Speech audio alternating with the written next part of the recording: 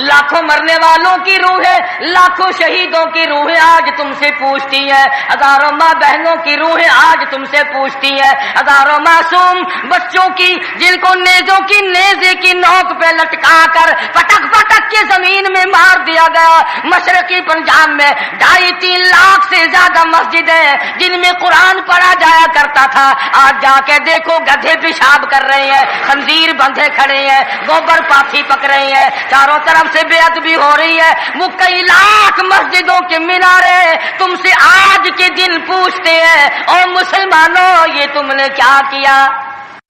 آپ کو بھی معلوم ہے، مجھے بھی پتا ہے، میں تو ریڈیو اور اخبار اتنا سنتا بھی نہیں۔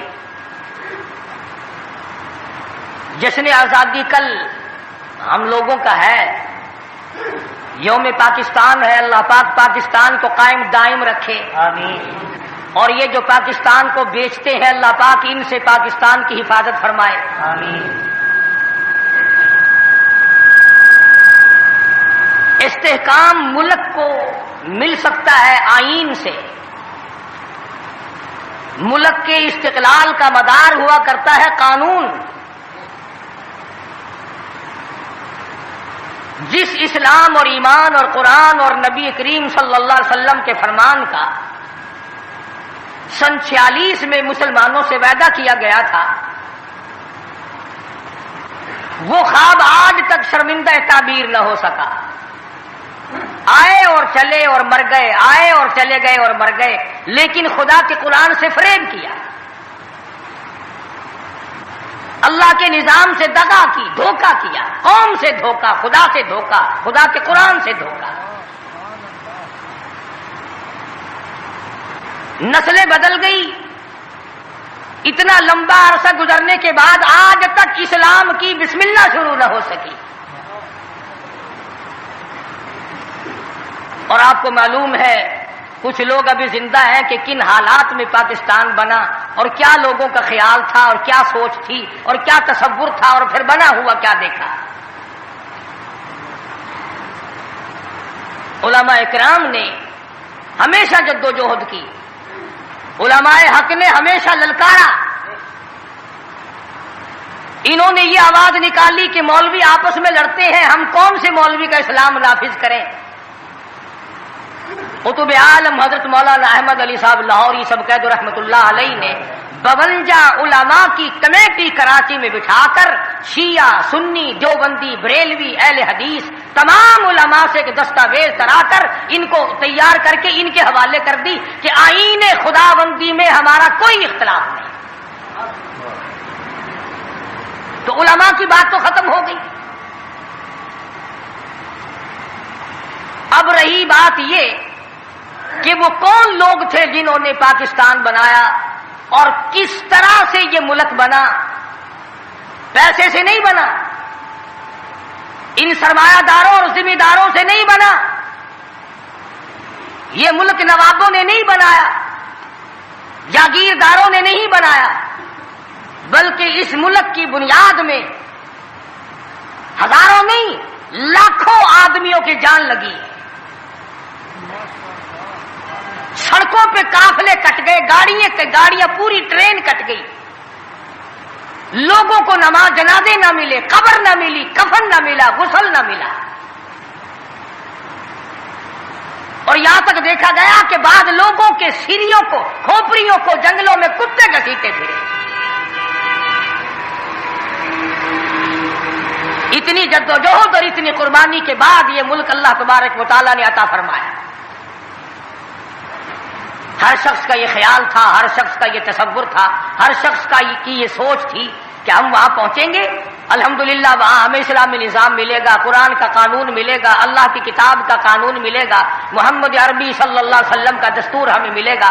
لیکن جب یہاں پہنچے اس وقت تو کیا ملتا، آج تک نہ ملا۔ قرآن کریم میں اللہ تبارک و تعالی جل شانہ نے اعلان کر دیا، الف لام میم احسب الناس، کیا لوگوں کا یہ خیال ہے، کیا لوگوں کا یہ گمان ہے، کیا لوگوں نے یہ تصور کر رکھا ہے کیا لوگوں نے اپنے دلوں میں یہ بات بٹھا رکھی ہے احسب الناس ان یترکوا ان یقولوا آمنا، یہ کہ اتنا کہنے پر چھوڑ دیے جائیں گے آمنا ہم تو تیری ذات کو مانتے ہیں، اتنا کہنے پر چھٹکارا ہو جائے گا، موت کے وقت کامیاب ہو جائے گا آدمی، قبر کے وقت کامیاب ہو جائے گا، پلسرات میں کامیاب ہو جائے گا، میدان حشر میں کامیاب ہو جائے گا، صرف اتنا کہنے سے آمنا، او پروردگار میں تو تیری ذات کو تسلیم کرنے والا تھا، میں تو تجھے ماننے والا تھا۔ آواز آتی ہے ارے تم بھی دوستوں کو پرکھ کے دیکھتے ہو، رشتہ داروں کو آزما کر دیکھتے ہو، وَهُمْ لَا يُفْتَنُونَ، میں بھی تو تمہیں آزما کر دیکھوں گا تم کیا کرتے ہو، زبان سے کیا کہتے ہو اور عمل کیا کرتے ہو۔ وَلَقَدْ فَتَنَّا الَّذِينَ مِن قَبْلِهِمْ فَلَيَعْلَمَنَّ اللَّهُ الَّذِينَ صَدَقُوا وَلَيَعْلَمَنَّ الْكَاذِبِينَ۔ فرمایا البتہ تحقیق میں خدا کی یہ عادت ہے، میں خداوند کریم کا یہ مزاج ہے، میں پروردگار عالم کی یہاں یہ طریقہ ہے، میں بھی آزما کر دیکھا کرتا ہوں یہ مجھے ماننے والا زبان کی نوک سے مانتا ہے یا دل کی کوٹھڑی میں بھی میرے لیے کوئی جگہ موجود ہے، میں بھی دیکھتا ہوں۔ لیکن آج حالات یہ ہیں پروردگار عالم نے ہمیں پرکھا، ہمیں آزمایا، فرمایا وعد اللہ الذین آمنوا وعملوا الصالحات منکم، اللہ پاک فرماتے ہیں میرا ایمان والوں سے وعدہ ہے اور جو کام اچھا کرتے ہیں تم میں سے لیستخلفنہم فی الارض، میں ان کو زمین کی بادشاہت عطا کروں گا، ان کو ملکیت عطا کروں گا، ان کو میں دنیا کا اقتدار بخشوں گا، کما استخلف الذین من قبلہم، جیسا کہ میں نے پہلے لوگوں کو بھی آزمایا یوں ہی دے کر اقتدار۔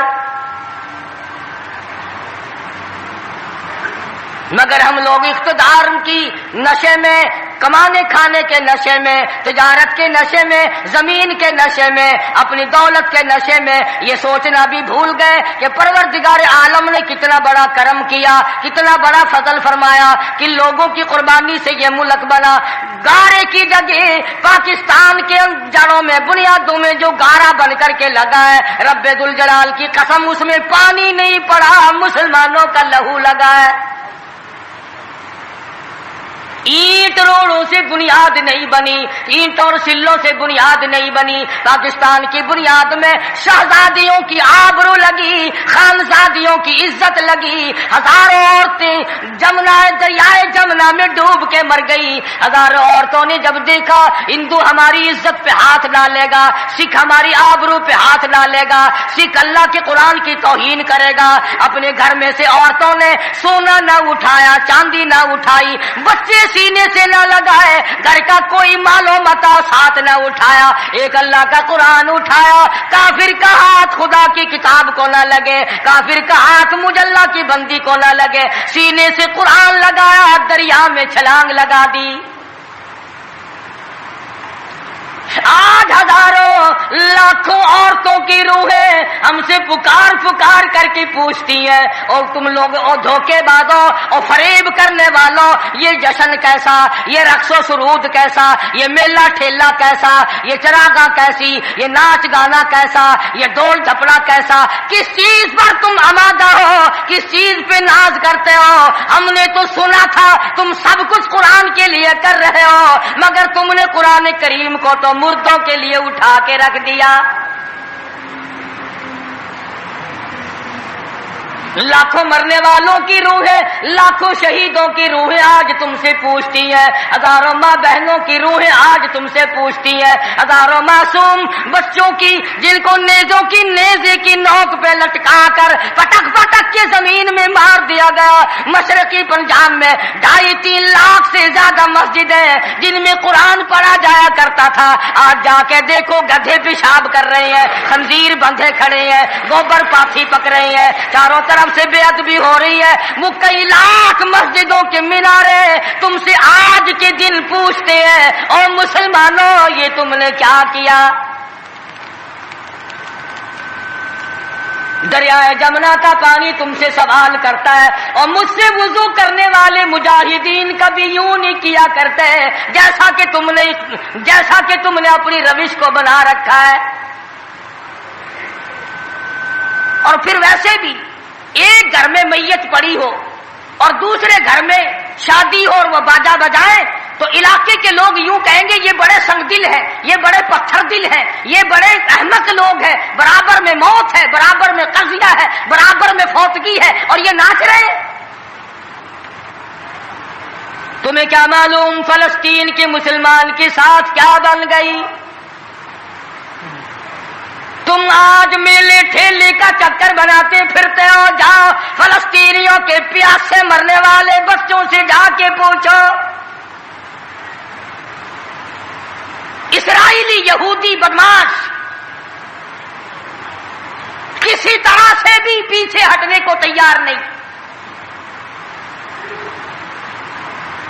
عرصہ گزر گیا، پانی بند کر رکھا ہے، بجلی بند کر رکھی ہے، پریشان ہے مسلمان، خدا کا نام لینے والے لوگ پریشان ہیں۔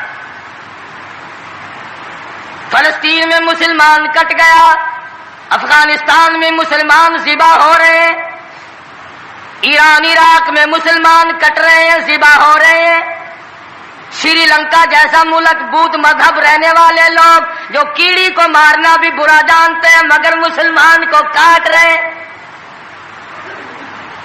چاروں طرف مسلمان ذبح ہو رہا ہے، چاروں طرف مسلمان کٹ رہا ہے، چاروں طرف مسلمان مرد عورت کٹ رہے ہیں، ذبح ہو رہی ہیں، اور ہم بیچ میں کھڑے ہو کر کے ناچیں گے۔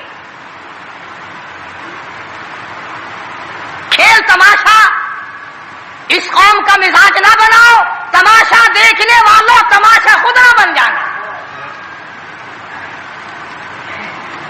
امام الانبیاء محبوب کبریا حضرت محمد مصطفیٰ صلی اللہ تعالی علیہ وسلم نے ارشاد فرمایا، او لوگو، جب کوئی قوم کھیل تماشے میں پھنس جاتی ہے، جب کوئی قوم گانا بجانا اپنی زندگی کا محور بنا لیتی ہے، پھر اس قوم کو زمین پہ بسنے کا حق نہیں رہتا، وہ قوم زمین میں دس جانی چاہیے۔ ایک مر رہا ہے اور ایک رنگریلیاں منا رہا ہے۔ راولپنڈی کے شہری لوگ تنگ، 26 فٹ پانی شہر کی گلیوں سے گزر گئے، کیمپوں میں لوگ پڑے ہیں، تنگ ہیں، مکانات بے شمار منہدم ہو گئے، اور ہم دو جھنڈی مجھے بھی دینا بھائی، میں نے بھی اپنے سر پہ لگانی ہے، جھنڈی تو لگانی ہے، کبھی بارڈر پہ جا کے تو للکار کسی کو۔ ادھر ایٹم بم بن رہے ہیں، ادھر مسلمانوں کے گلوں پہ چھرے چل رہے ہیں، ہم رنگ برنگی جھنڈیوں کے پیچھے پھر رہے ہیں۔ سال میں 4 موقع بنا دیے قوم کو کھلانے کے، تماشا دکھانے کے، کہ تم اسی دھندے میں لگے رہو۔ 10 محرم کا جلوس نکالا کرو، 12 ربیع الاول کا جلوس نکالا کرو، 23 مارچ کا جلوس نکالا کرو، 14 اگست کا جلوس نکالا کرو، سال میں تمہارے لیے 4 دن انتخاب کر دیے تاکہ تم اسی دھندے میں لگے رہو۔ خداوند عالم اتنی بڑی طاقت کا مالک ہے کہ اگر وہ ناراض ہو گیا تو پھر اجتماعی عذاب آئے گا، قومی عذاب نہ آ جائے۔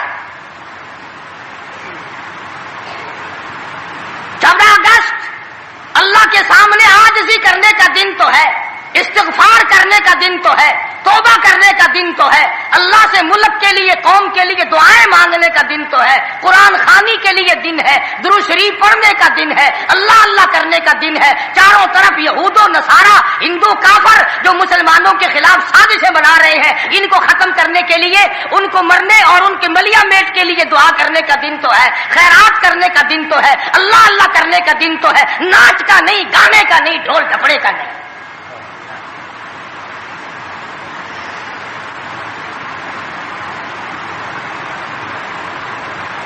ترقی اس کا نام نہیں کہ فلاں جگہ اونٹوں کی دوڑ ہو گئی، فلاں جگہ گھوڑوں کی دوڑ ہو گئی، فلاں جگہ لوگوں کی دوڑ ہو گئی اور فلاں جگہ چھوکروں کی دوڑ ہو گئی۔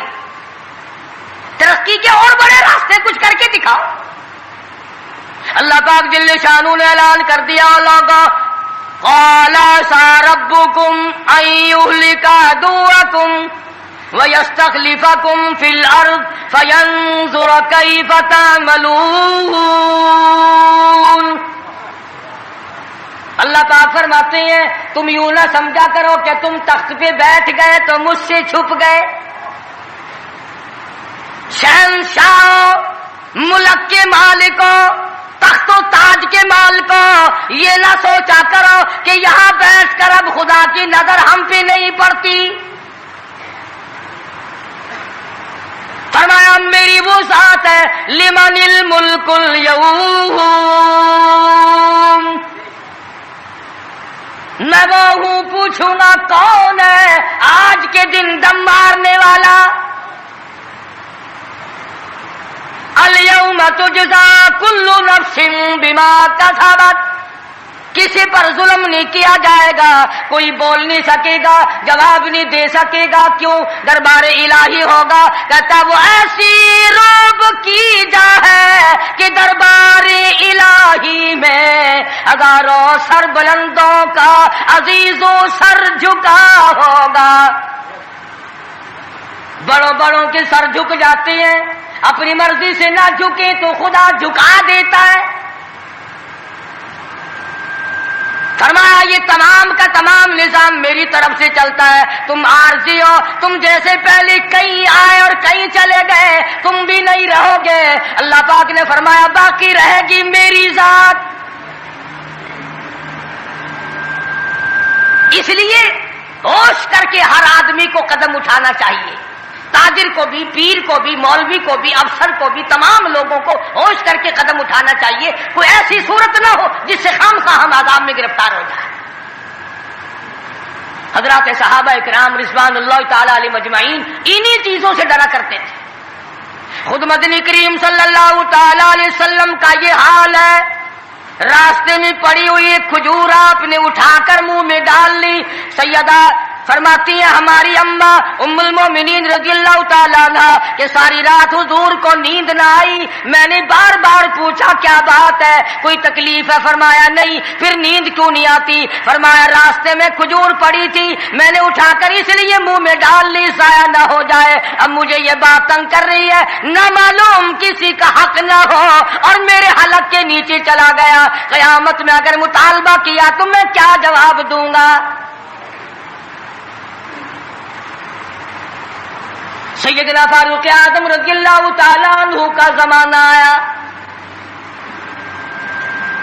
آپ نے اہل مدینہ کو اکٹھا فرمایا اور فرمایا کہ تم جانتے ہو میں تجارت کرتا تھا اور آج تم نے مجھے ایک کام میں مشغول کر دیا خلافت کے، اب میرے گزر اوقات کی کیا صورت ہوگی؟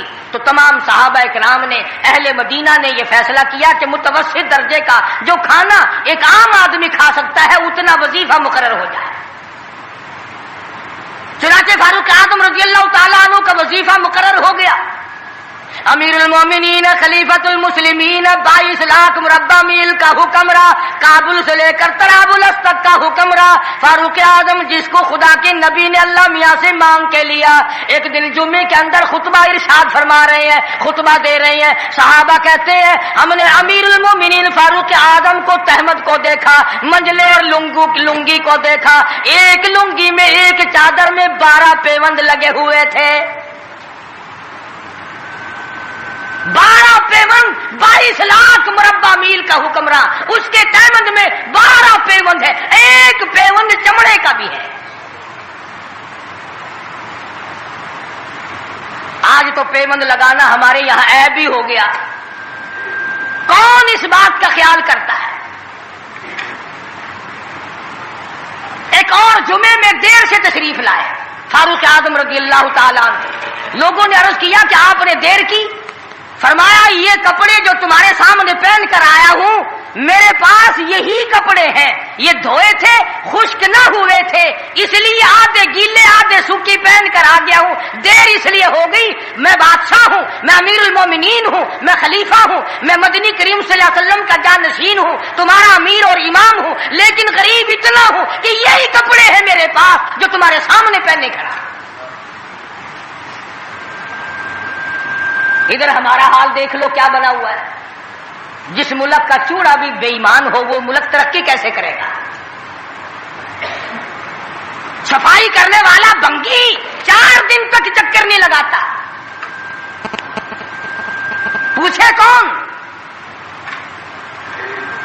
جب ہم سارے تقریباً کانے ہیں تو سوال کون کرے گا؟ ہم سے پوچھے گا کون؟ آپ مارکیٹ میں بیٹھ کر چوری کرتے ہیں، ہم مولوی غلط مسئلے بتا کر مسجد میں چوری کرتے ہیں، افسر عدالت میں قانون کی چوری کرتا ہے، ڈاکٹر اسپتال میں چوری کرتا ہے. اس کا یہ مطلب ہوا کہ ہم سب چور نہیں؟ صحیح مسئلہ بتلاؤ تو مولوی کی تنخواہ 6 مہینے نہیں ملتی، 1 مہینے کی. کون صحیح بات کو برداشت کرے؟ متولی صاحب اگر مسئلہ پوچھے نا، بیچارے مولوی کو کہنا پڑتا ہے ہاں جی چلو مسئلہ تو یوں ہے، پر جو آپ کہتے ہیں وہ بھی ٹھیک ہو سکتا ہے. اس لیے اگر یوں نہ کہے تو پھر مسجد میں کیسے ٹھہرے گا؟ سیدنا فاروق اعظم رضی اللہ تعالیٰ عنہ کھانا کھا رہے ہیں، ایک بہت بڑا امیر آدمی آ گیا. فاروق اعظم نے فرمایا آؤ کھانا کھا لو. انہوں نے کھانا کھانا شروع کر دیا. صحابی ہے، وہ بھی امیر آدمی ہے صحابی. فاروق کے دسترخوان سے لقمہ اٹھا کر جموں میں ڈالا، قسم کھا کر کہتا ہے بغیر چھنے ہوئے آٹے کا لقمہ تھا، جو کی روٹی تھی، چبا چبا کر تھک گیا مگر وہ حلق سے نیچے نہیں جاتا تھا. امیر المومنین کا کھانا ہے، بادشاہ وقت کا کھانا ہے، نبی کے جانشین کا کھانا ہے. انہوں نے کہا ہے فاروق چھنا ہوا آٹا بھی تو آپ کھا سکتے ہیں، ایسا کیا عذاب آ گیا کہ چھنے ہوئے آٹے کی روٹی نہیں کھائی؟ تو فوراً بول اٹھے اللہ کی کروڑ رحمت نازل ہو ان اللہ والوں پر. فرمایا بھائی کیا ہر مسلمان جو بھی لا الہ الا اللہ محمد رسول اللہ پڑھنے والا ہے، ہر مسلمان کو چھنے ہوئے آٹے کی روٹی مل سکتی ہے؟ میری حکومت اتنا وزن برداشت کر سکتی ہے کہ ہر آدمی کو چھنے ہوئے آٹے کی روٹی ملے؟ انہوں نے کہا نہیں. فرمانے لگے جب تک ہر آدمی کو نہ ملے فاروق کون ہوتا ہے جو چھنے ہوئے آٹے؟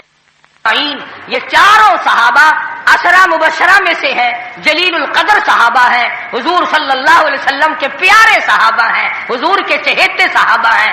آپس میں چاروں بیٹھ کے بات کرنے لگے یارو کمال ہو گیا، ہمارا امیر ہو، ہمارا بادشاہ ہو، ہمارا خلیفہ ہو اور اتنا تنگ، اتنی تنگ دستی میں زندگی کٹ رہی ہو. تو وہ کہنے لگے کہ پھر کیا ترکیب ہو؟ ان سے کہا جائے کہ کچھ وظیفہ بڑھا لو، کچھ اپنا خرچہ بیت المال سے بڑھا لو. کسی کی جرت نہ ہوئی. ایک صحابی نے مشورہ دیا کہ یوں کرو، سیدہ حفصہ رضی اللہ تعالی عنہا فاروق اعظم کی بیٹی ہیں اور محمد عربی سب کہہ دو صلی اللہ علیہ وسلم کی گھر والی ہے، ان سے جا کر درخواست کرو، بیٹی اپنے ابا سے کہے گی شاید بات بن جائے. یعنی فائدہ بھی فاروق کا ہو، مطلب کی بات بھی فاروق اعظم کی ہو، مگر کہنے کو کوئی تیار نہیں. اتنا ڈر ہے کہ یہ اپنے مطلب کی بھی نہیں سنے گا. آج کل تو ہمیں بنا کے لانے پڑتے ہیں کہ پہلے ہمیں کوئی مولانا کہنے والا ملے، فلاں صاحب کہنے والا ملے، شاہ صاحب کہنے والا ملے، 7 چمچے لے جانے پڑتے ہیں. فاروق اعظم رضی اللہ تعالیٰ عنہ اپنی لگتے جگر سیدہ حفصہ رضی اللہ تعالیٰ عنہ سے ملاقات کے لیے گئے. حضرت حفصہ رضی اللہ تعالیٰ عنہ نے عرض کر دیا ابا جان یہ کیا حالت بنا رکھی ہے، یا یہ کیا پریشانی کی حالت ہے، یہ کیا تنگی کی حالت ہے؟ آپ کچھ وظیفہ بڑھا لیں، آپ کچھ اپنا خرچہ بڑھا لیں، اس لیے کہ مسلمان لوگ اس حالت کو دیکھنے کے لیے تیار نہیں. اب تو کہہ دینا چاہیے تھا کہ بھی جو کچھ وہ بڑھانا چاہیں بڑھا دیں، تنگ تو میں واقعی ہوں. فرمایا اے حفصہ تو ان لوگوں کے نام بتا جو تیرے پاس فرمائش کرنے آئے تھے. اور فرمایا سب سے پہلے او حفصہ او میری لگتے جگر، اے میری بیٹی تیرے سامنے زندگی گزری ہے محمد عربی صلی اللہ تعالی علیہ وسلم کی، تو حضور اکرم صلی اللہ علیہ وسلم کا کھانا بتا. حضرت حفصہ کہنے لگی ابا جان میں محمد کریم صلی اللہ علیہ وسلم کی روٹی پکایا کرتی تھی، آٹا سامنے رکھ کر پھونک مار دیا کرتی تھی، جتنا گھاس اڑ گیا باقی بیچ میں پکایا کرتی تھی. اور فرماتی ہے زیتون کے تیل کا ڈبہ رکھا ہوا ہوا تھا، تیل ختم ہو چکا تھا. ایک دن میں نے نیچے کی تل چھٹی گاد نکال کر روٹی کے اوپر چپڑ دی. آپ صلی اللہ علیہ وسلم نے نوش فرمائی، فرمایا حفصہ آج روٹی بڑی مزیدار لگی ہے، اور فرمانے لگے ثم لتسألن یومئذ عن النعیم.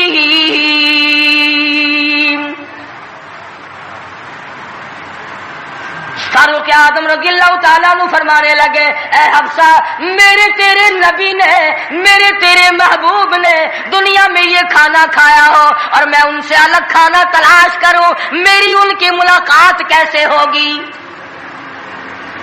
اور فرمایا اے حفصہ بستر بتا محمد کریم صلی اللہ تعالی علیہ وسلم کا. فرمانے لگی ایک ٹاٹ کی لمبی ساری چادر بنی ہوئی تھی، دوپہر گرمی میں اس کو چار طے کر کے بچھا لیا جاتا تھا، سردیوں میں آدھا نیچے آدھا اوپر اوڑھ لیا جاتا تھا. فاروق اعظم رونے لگے حفصہ محمد کریم صلی اللہ علیہ وسلم اس حالت میں رخصت ہو گئے. اور پھر آپ نے پوچھا اے حفصہ آخری وقت میں مدنی کریم صلی اللہ علیہ وسلم کے بدن مبارک پہ لباس کیسا تھا؟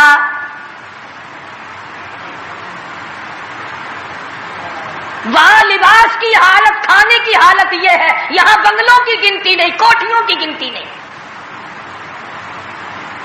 اور یہ نہیں سوچتے اگر عذاب آ گیا تو یہ بنگلے یہ کوٹھیاں نہیں بتا سکیں گی. یہ رشوت بٹور کر کے محل بنانا یہ تو کبھی بھی کام نہیں آئے.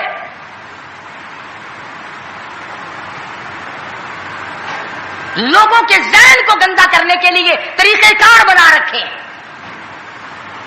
خدا کی بات پرس سے کون پیچھے رہ سکتا ہے؟ جب وہ پکڑتا ہے پھر توبہ کی مہلت نہیں دیتا. فرعون کے سر میں 400 سال تک درد کبھی نہیں ہوا، نزلہ کبھی نہیں ہوا. فرمایا حتی اذا ادرکہ الغرق، جب آیا نا دریا کے بیچ میں اور لگا ایک غوطہ اور یوں اوپر کو آیا، بڑا بزدل تھا، کہنے لگا آمنت انہ لا الہ الا الذی آمنت به بنو اسرائیل وانا من المسلمین. میں رب العالمین کو مانتا ہوں، میں بنی اسرائیل کے رب کو مانتا ہوں. آواز آئی جبریل اس کے منہ میں گانا ٹھونس دے. یہ مجھے ماننے لگا ہے جب میں نے پکڑ لیا. میری پکڑ کے وقت ماننا یہ تو کہ ماننا نہ ہوا. کوٹے میں کتنا بڑا عذاب آیا، سینکڑوں آدمی مر گئے، کتنے لاپتہ ہو گئے. چاروں طرف خلقت خدا کی پریشان ہے، بس ایک ہی آواز آ رہی ہے تیاری کرو، مکان چمکاؤ، دکان چمکاؤ، بازار چمکاؤ، دھندا بے شک نہ ہو پر چمکائے رکھو. تو جیسے عورتوں میں بیماری نہیں پھیل جاتی، 80 سال کی بڑھیا سرخی لگا کے چل دیتی ہے. چمک، کارنامے کی چمک پیدا کرو، اعمال کی چمک پیدا کرو، ایمان کی چمک پیدا کرو. محمد کریم صلی اللہ علیہ وسلم کے نظام کو چلا کر وہ چمک پہ دھمک پیدا کرو، وہ ترقی پیدا کرو کہ دنیا کی قوم کو پتا چل جائے کہ یہ اللہ اور اس کے رسول کے ماننے والے بن گئے. اب ان سے خطرہ کھاؤ. تمہیں معلوم ہے فاروق کے ایک ایک کپڑے میں پیون تو 12 تھے، پیٹ میں روٹی جو کی تھی، مگر چاروں طرف کے کافر کانپا کرتے تھے، لرزتے تھے کہ اگر فاروق کا ادھر سے گزر بھی ہو گیا تو بات بگڑ جائے گی. یہاں تک حالات بنے صحابہ کرام کے اللہ تعالیٰ کی کروڑ رحمت نازل ہو. صحابہ کرام کی قبروں پر آمین کہو کہ 5 لاکھ کے مقابلے میں 5 محمد کے غلام کامیاب ہو گئے. 5 لاکھ کے مقابلے میں حضور کے 5 غلام کامیاب. اسپین میں 3 مسلمان گئے، پورے ملک کے مقابلے میں 3 مسلمان کامیاب. وہ مسلمان تھے صحیح معنوں میں. مسلمان کو کوئی شکست نہیں دے سکتا، مسلمان کو کوئی مار نہیں سکتا. آج ہم یہودیوں اور عیسائیوں کا کھلونا بن کر کے مار کھا رہے ہیں. آج ہم ان کے ہاتھوں کے تاش کے پتے بنے ہوئے ہیں. آج ہم ان کے اشاروں پہ سب کچھ کرتے ہیں. چاروں طرف مسلمان کا لہو بہہ رہا ہے. مغلیہ خاندان کے بادشاہوں کی واقعات کتابوں میں موجود ہیں. آپ پڑھ کر کے دیکھ لیں کہ جن لوگوں نے اچھے کام کیے ان کی زندگی کیسے گزری اور جن لوگوں نے برے کام کیے ان کی زندگی کیسے گزری. لوگ ان کا نام لینا بھی گوارا نہیں کرتے. کیا بات تھی. سلطان عالمگیر رحمت اللہ علیہ جہاں بادشاہ وقت تھا، جہاں پورے ہندوستان کا مالک تھا، وہاں مدنی کریم صلی اللہ علیہ وسلم کی 5000 حدیث تو زبانی یاد تھی. بادشاہ کو 5000 حدیث زبانی یاد تھی.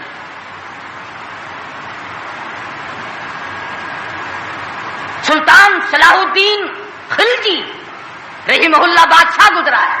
ہمارے یہاں عربی مدارس میں ہدایہ کتاب پڑھائی جاتی ہے 2 سال میں. پڑھنی آتی ہے، سمجھی تو کیا جائے گی.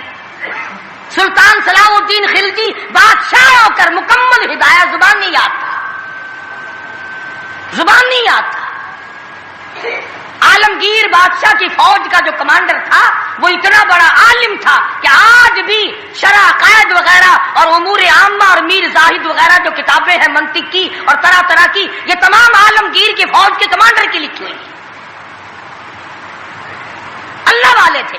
اور حد یہاں تک ہو گئی کہ مغلیہ خاندان کی ایک لڑکی ہے سلیمہ سلطانہ، اس نے قرآن مجید کی ترجمے کی تفسیر کی کتاب مانگی. ملا عبد القادر بدایونی انچارج ہے کتب خانے کا، کتاب گم ہو گئی تو لڑکی نے باپ سے لڑ کر جائیداد ضبط کرا دی کہ قرآن کی تفسیر کی کتاب کتب خانے سے کیوں گم ہوئی. اتنا بڑا علم کا قدر تھا لوگوں کے دلوں میں. اور محمد کریم صلی اللہ علیہ وسلم کے دین کو لوگ بادشاہ مانا کرتے تھے، وزیر مانتے تھے، سفیر مانتے تھے، درویش و قلندر مانتے تھے. عوام کے تمام جذبات جو تھے وہ اسلام کے صحیح احساسات کے مطابق تھے. تو میں عرض کر رہا تھا یہ کسی کا گلہ نہیں، یہ کسی کا شکوہ نہیں، کسی کو گالیاں دینا مقصود نہیں.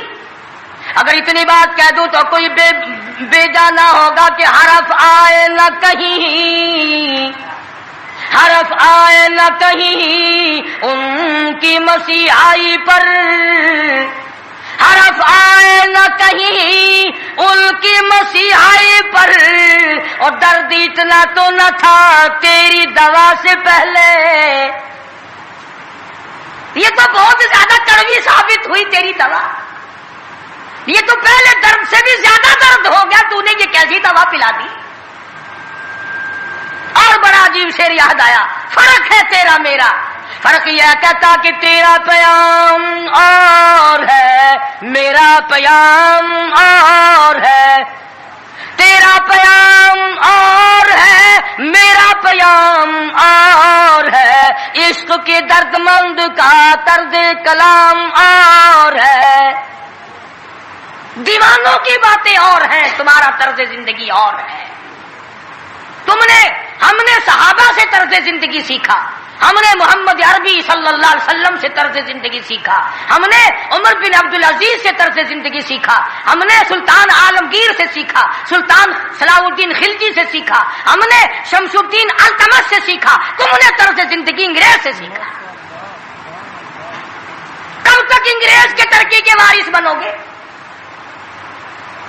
انگریز کا لعنتی قانون کیوں پیارا لگتا ہے؟ وہی رسم و رواج، وہی طریقہ کار. کچھ کم تو ہوگی، ورنہ اب بھی کئی لوگ گلے میں پھانسی لٹکا کے چلتے ہیں اور فخری انداز میں چلتے ہیں کہ میرے گلے میں پھانسی لٹکی ہوئی ہے. جو لباس یہودی کا ہے، جو لباس ایک عیسائی کافر کا ہے، وہ مسلمان کے لیے زیب نہیں، کامیابی کا ضامن نہیں ہو سکتا. 4 دن نماز کا مذاق اڑایا گیا تھا 2 سال پہلے. دفتروں میں صفیں بچی، لوٹے آئے، یار لوگ اٹھ کے چائے کے لیے جانے لگ گئے. ارے بھائی آؤ نا نماز پڑھو. انہوں نے کہا یار تم پڑھو، ہم ابھی آتے ہیں. 4 دن کی نماز. ورنہ قوم کی اقتصادی حالت، قوم کی اخلاقی حالت اور قوم کی نمازی حالت اگر ٹھیک ہو تو بزرگوں نے لکھا ہے کہ اس قوم کو کوئی نیچا دکھا ہی نہیں سکتا. 3 چیزیں پیدا کرو: قوم کی نمازی حالت سدھارو، قوم کی اخلاقی حالت سدھارو، قوم کی اقتصادی حالت سدھارو. اس قوم کو کوئی نیچا نہیں کر سکتا. جس قوم کے ہاتھ میں تلوار ہو اور سینے میں قرآن ہو اور بازو میں جان ہو, اس قوم کو کوئی نیچا نہیں کر سکتا. لیکن جو قوم ناچ گانے کی عادی بن جائے, جو قوم میلے ٹھیلوں کی عادی بن جائے, جو قوم رسم و رواج کے پیچھے لگ جائے اور خدا کے قرآن کو صرف مردوں کے لیے اٹھا کے رکھ دے, اس قوم کا خدا کے پاس کوئی ضمانت نہیں ہے. میں یہ عرض کر رہا ہوں کہ چاروں طرف مسلمانوں پہ مصیبت ہی مصیبت ہے. اپنے ملک میں بھی کوٹے میں, راولپنڈی میں, فلسطین میں, ایران عراق میں, افغانستان میں, سری لنکا میں, چاروں طرف مسلمانوں پر عذاب آیا ہوا ہے. تو ہمیں اللہ میاں سے ڈرنا چاہیے, ہمیں خوف کھانا چاہیے, ہمیں دعا مانگنی چاہیے, ہمیں سجدے میں پڑھ کے رونا چاہیے, ہمیں جھنڈیاں لگا کر ناچ نہیں کرنا چاہیے. اور جو ایسا کرتے ہیں وہ غلط ہے, جو کراتے ہیں وہ بھی غلط ہے. ہم اس بات میں کسی سے نہیں ڈرا کرتے. حکومت کرے, حکومت کرائے, چھوٹے سے یونین کرائے, ایم ڈی اے کمیٹی کوئی بھی کرائے, اس وقت میں یہ حرکت بالکل غلط. تم کو سکھایا کسی نے ہے یہ کہ قوم کو کھیل تیشے میں, کھیل تماشے میں پھنسا کر اپنا الو سیدھا کرنا چاہتے ہو. قوم کی نمازی حالت کو بہتر بناؤ, قوم کی اقتصادی حالت بہتر بناؤ, قوم کی اخلاقی حالت بہتر بناؤ. قوم کو سمجھاؤ کہ بہو بیٹی کی عزت ایک ہے, بہن بیٹی کی عزت ایک ہے, تم سب کی بہن ایک ہے, تم سب کی عزت اور آبرو ایک ہے, تمہارا خدا ایک ہے, تمہارا نبی ایک ہے, تمہارا کعبہ ایک ہے, تمہاری دلی اللہ پاک نے جنت ایک بنائی ہے اور ایک ایمان کا رستہ بنایا ہے. کسی سے دھوکہ کرنا, کسی سے فریب کرنا, کسی سے دغا بازی کرنا, لوٹ کھسوٹ مچانا, یہ طریقہ بالکل غلط ہے. اور فضول اور عبث اور ضائع کرنا, ویسے کہتے ہیں غریب ملک ہے جی, غریب ملک ہے جی, غریب ملک. یہ کروڑوں روپیہ غریب ملک کے پاس کہاں سے آ جاتا ہے ضائع کرنے کے لیے؟ ہم تو یہ کہیں گے کہ کل کو 14 اگست ہے, کل کو زیادہ سے زیادہ عبادت کرو, فلم نہ دیکھو, تلاوت کرو, استغفار کرو. اور وہ شہداء جنہوں نے 47 میں اپنی جانیں قربان کی, اپنی عزت قربان کی, اپنا سب کچھ قربان کر دیا, خدا کی قسم آج تک لوگ ایسے موجود ہیں 36 سال کے بعد بھی سیٹ نہ ہوئے. ان کی روحوں کو قرآن پڑھ پڑھ کر کے بخشو, ان کے لیے بخشش کی دعائیں کرو, خراج تحسین پیش کرو ان لوگوں کو جنہوں نے اس ملک کو حاصل کرنے کے لیے اپنی جان کا قیمتی نذرانہ پیش کیا. تمہارا کیا ہے؟ تمہارا تو ناخون بھی نہیں کٹا. ہاں, تمہیں کیا تکلیف پہنچی تھی ملک بنانے میں؟ کب تم بنانے والوں میں آگے آئے تھے؟ اب جو مرتا اخبار میں آ جاتا فلانا بھی تحریک پاکستان کا بانی تھا, ہم نے بانی دیکھے نہیں. عوام نے بنایا ہے, لوگوں نے بنایا ہے, اور لوگ ہی اس کی خیر خواہی کر سکتے ہیں. اور لوگوں کو چاہیے کہ ایک اور بات میری سن لو آخری, اگر یہ ملک نہ رہا تو پھر مسلمانوں کو روئے زمین پہ جگہ ملنی مشکل ہو جائے گی. جغرافیائی حیثیت سے اس کا محل وقوع ایسا ہے کہ یہ مسلمانوں کے پاس رہا تو چاروں طرف کے مسلمانوں کو ساتھ آئے گا, اور یہ بچے گا خدا کے قرآن کے صدقے میں, یہ بچے گا نبی کے لائے ہوئے فرمان کے صدقے میں. یہ ہماری کوششوں سے یا ہمارے ہے زیادہ ہتھیار بنانے سے نہیں بچتا ہے. تو اس لیے قرآن مجید کو جگہ دو, اسلام اور ایمان کو جگہ دو, قرآن کا جھنڈا بلند کرو, ایمان کا جھنڈا بلند کرو. آؤ 14 اگست کو مل کر سب دعا کریں کہ ہم آئندہ جھوٹ نہیں بولیں گے, ہم آئندہ رشوت نہیں لیں گے, ہم آئندہ کسی سے دغا نہیں کریں گے, ہم کم نہیں تولیں گے, ہم کم نہیں ناپیں گے, ہم ملاوٹ نہیں کریں گے, ہم غلط مسئلے بتا کر لوگوں کے ایمان کا بیڑا غرق نہیں کریں گے. پھر تو ہمارے لیے یہ بڑا بہترین دن ہے. اور اگر ہم ان تمام چیزوں میں سے کچھ بھی چھوڑنے کو تیار نہیں, پھر اس دن کی کوئی حیثیت نہیں, پھر کھیل تماشے کا دن ہے اور کچھ نہیں. خدا بند عالم نے صاف لفظوں میں فرما دیا کہ ان یترکوا ان یقولوا آمنا, کہ صرف اتنا کہنے پر نجات نہیں ہے کہ اے خدا ہم تیرے ماننے والے ہیں, بلکہ اس کہنے کے بعد اس کے پورے فرمان کو ماننا پڑے گا. شکل حضور کے فرمان کے مطابق نبی کی شکل کے ساتھ شکل ملانی پڑے گی, نبی کے لباس کے ساتھ لباس ملانا پڑے گا, نبی کے لائے ہوئے قرآن کو دل و دماغ میں, گھر معاشرے میں, محلے اور کچہری میں جگہ دینی پڑے گی. یہ کوئی طریقہ نہیں کیا آگے پیچھے سارے کام یہودیوں والے عیسائیوں والے؟ جب کوئی مر جائے تو سارے مسلمان لاؤ قرآن پڑھو، قرآن پڑھو، قرآن پڑھو۔ قرآن بھی کہتا تو ہوگا کہ مرے بغیر میرا بھی کہیں ٹھکانا ہی نہیں، جب کوئی مر جائے تو پھر راستہ ملتا ہے۔ تو ایسی صورت میں ہم مسلمانوں کو بڑا سوچ کے چلنا چاہیے۔ مسلمانوں اپنی تاریخ پڑھا کرو، احمد شاہ ابدالی کی تاریخ پڑھو، شہدائے بالاکوٹ کی تاریخ پڑھو، مغلیہ خاندان کے بہادروں کی تاریخ پڑھو کہ وہ کیسے لوگ تھے، عمر بن عبدالعزیز کی تاریخ پڑھو، سیدنا خالد بن ولید کی تاریخ پڑھو، سیدنا امام حسین رضی اللہ تعالیٰ عنہ کی تاریخ پڑھو، حضرت علی رضی اللہ تعالیٰ عنہ کی تاریخ پڑھو۔ ہمارے جو اسلاف تھے وہ بہت کچھ تھے، اور خدا کی قسم دنیا نے ان کو مانا ہے۔ تم بھی مان جاؤ کامیاب ہو جاؤ گے۔ پوری دنیا نے ان کو، جنہوں نے ان کی اقتدا نہیں کی انہوں نے بھی مانا کہ صحیح یہ تھے، ہم غلطی پہ تھے۔ اللہ کے نیک برگزیدہ بندے، مقبول ترین بندے، اللہ والے، اللہ کے ولی،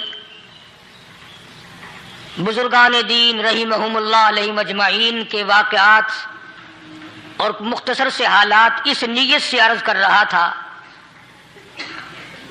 کہ ہمیں بھی اپنے گریبان میں جھانکنے کا موقع ملے، ہم لوگ بھی یہ سوچیں کہ یہ اللہ والے تھے، پیٹ بھی تھا، نفس بھی تھا، بیوی بھی تھی، بچے بھی تھے، پیاس بھی لگتی تھی، بھوک بھی لگتی تھی، کپڑا بھی درکار تھا، سردی گرمی بھی آتی تھی، ان لوگوں نے اللہ کی رضا کیسے حاصل کی؟ نیت میری کسی کی تردید مقصود نہیں، سمجھانے کے لیے کہتا ہوں، جیسے سڑک پہ پیدل آدمی چل رہا ہو اور پاس سے کار گزرتی ہے تو دل میں خیال آتا ہے کہ میرے پاس بھی کار ہوتی۔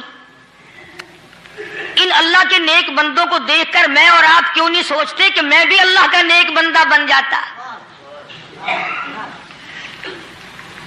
کوٹھی بنگلہ دیکھ کر، لمبا چوڑا کاروبار کارخانہ دیکھ کر آدمی کے دل میں آتا ہے یارو یہ کارخانے دار ہے، میں اس کا مزدور ہوں۔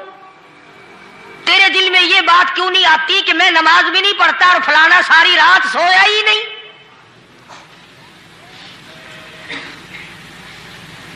ہم لوگ اپنے معاملات میں، اپنے کردار کے بارے میں آخر کب سوچیں گے؟ وہ کون سی نئی زندگی ملے گی؟ بس ایک دھوکہ لگا ہوا ہے، او جی میں تو گناہگار ہوں میرا کیا، او جی میں تو گناہگار ہوں میرا کیا، یوں کرتا کرتا ہی مر جائے گا، توبہ نہیں کرنی۔ کوئی آدمی پلیت ہو اور وہ یہ کہتا رہے او یار میں تو پلیت ہوں، یار میں تو ناپاک ہوں، میرا کیا میں تو ناپاک ہوں۔ اللہ کے بندے پانی کے پاس جا، غسل کر، پھر ہی تو پاک بنے گا۔ اپنے آپ کو پلیت پلیت کہتا رہے یوں تو پاک نہیں بنے گا۔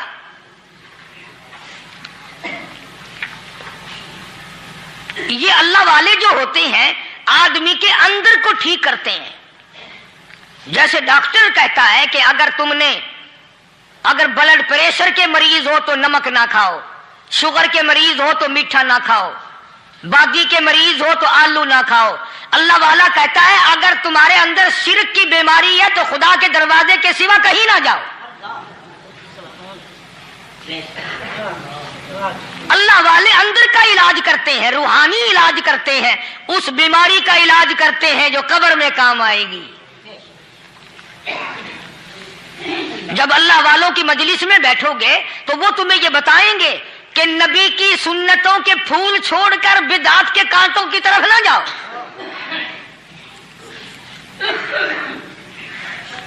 اور ہدایت ہے محمد کریم صلی اللہ علیہ وسلم کی، سبحان اللہ۔ وہ جوان کتنا خوش نصیب ہوگا جو حضور کے ساتھ سواری پہ سوار ہے۔ اللہ اکبر۔ سیدنا معاذ بن جبل رضی اللہ تعالیٰ عنہ کی ذات اقدس ہے، جس سواری پہ محمد عربی صلی اللہ تعالیٰ علیہ وسلم سوار ہیں، اسی سواری پہ صحابی بھی سوار ہے، آپ کے پیچھے سوار ہے۔ آپ نے 3 مرتبہ ارشاد فرمایا یا معاذ، وہ کتنا مقدروں والا جوان ہوگا جس کا نام آقا کے پیارے پیارے منہ سے نکلا۔ فرمایا یا معاذ، او معاذ عرض کیا لبیک و سعدیک، میرے آقا میں حاضر ہوں، میں غلامی میں حاضر ہوں. کچھ نہیں فرمایا. پھر دوسری مرتبہ ارشاد ہوا یا معاذ، عرض کیا لبیک و سعدیک، کالی کملی والے میں تیری خدمت میں حاضر ہوں، میں غلامی میں حاضر ہوں. تیسری مرتبہ پھر فرمایا یا معاذ. سمجھے آپ؟ یہ تو حضور کو پتا تھا کہ میری آواز اس نے پہلی دفعہ میں ہی سن لی، پکار رہا ہے میں حاضر ہوں. 3 مرتبہ آواز اس لیے دی، یعنی میں جو تجھے بتانا چاہتا ہوں وہ بڑی اہم بات ہے، توجہ کر، دھیان کر اس بات کی طرف جو میں تجھے بتانے لگا ہوں. تیسری مرتبہ ارشاد ہوا یا معاذ، عرض کیا لبیک و سعدیک، میرے آقا میں حاضر ہوں، غلامی میں حاضر ہوں. ارشاد فرماؤ. فرمایا یا معاذ لا تشرک باللہ. او معاذ مجھ سے ارشاد سن لے، مجھ سے پیغام سن لے، میں محمد کریم صلی اللہ تعالی علیہ وسلم تجھے بڑی پتے کی بات بتانے لگا ہوں، گر کی بات بتانے لگا ہوں، کوئی حقیقت کی بات بتانے لگا ہوں. لا تشرک باللہ. او میرے جمال، میرے صحابی، او معاذ، اللہ کی ذات میں، اللہ کی صفات میں کسی کو شریک نہ ٹھہرانا.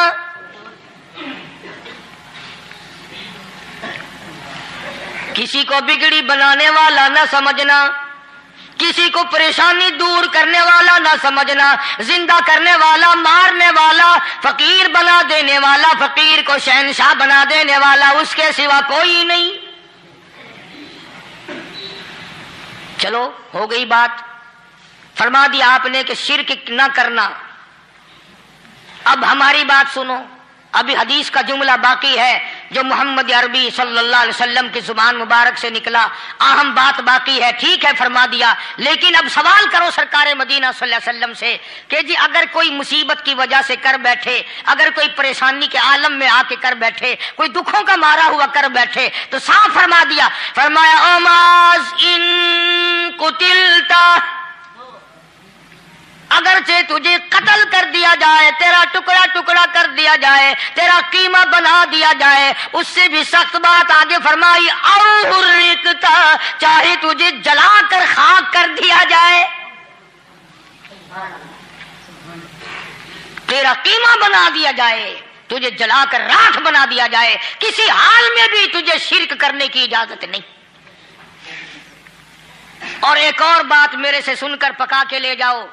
چوری کرنے والا ساری عمر چوری کرتا ہے، لیکن کبھی ایسا دن اس کی زندگی میں نہیں آیا ہوگا جب وہ یہ کہے کہ میں عبادت کر رہا ہوں.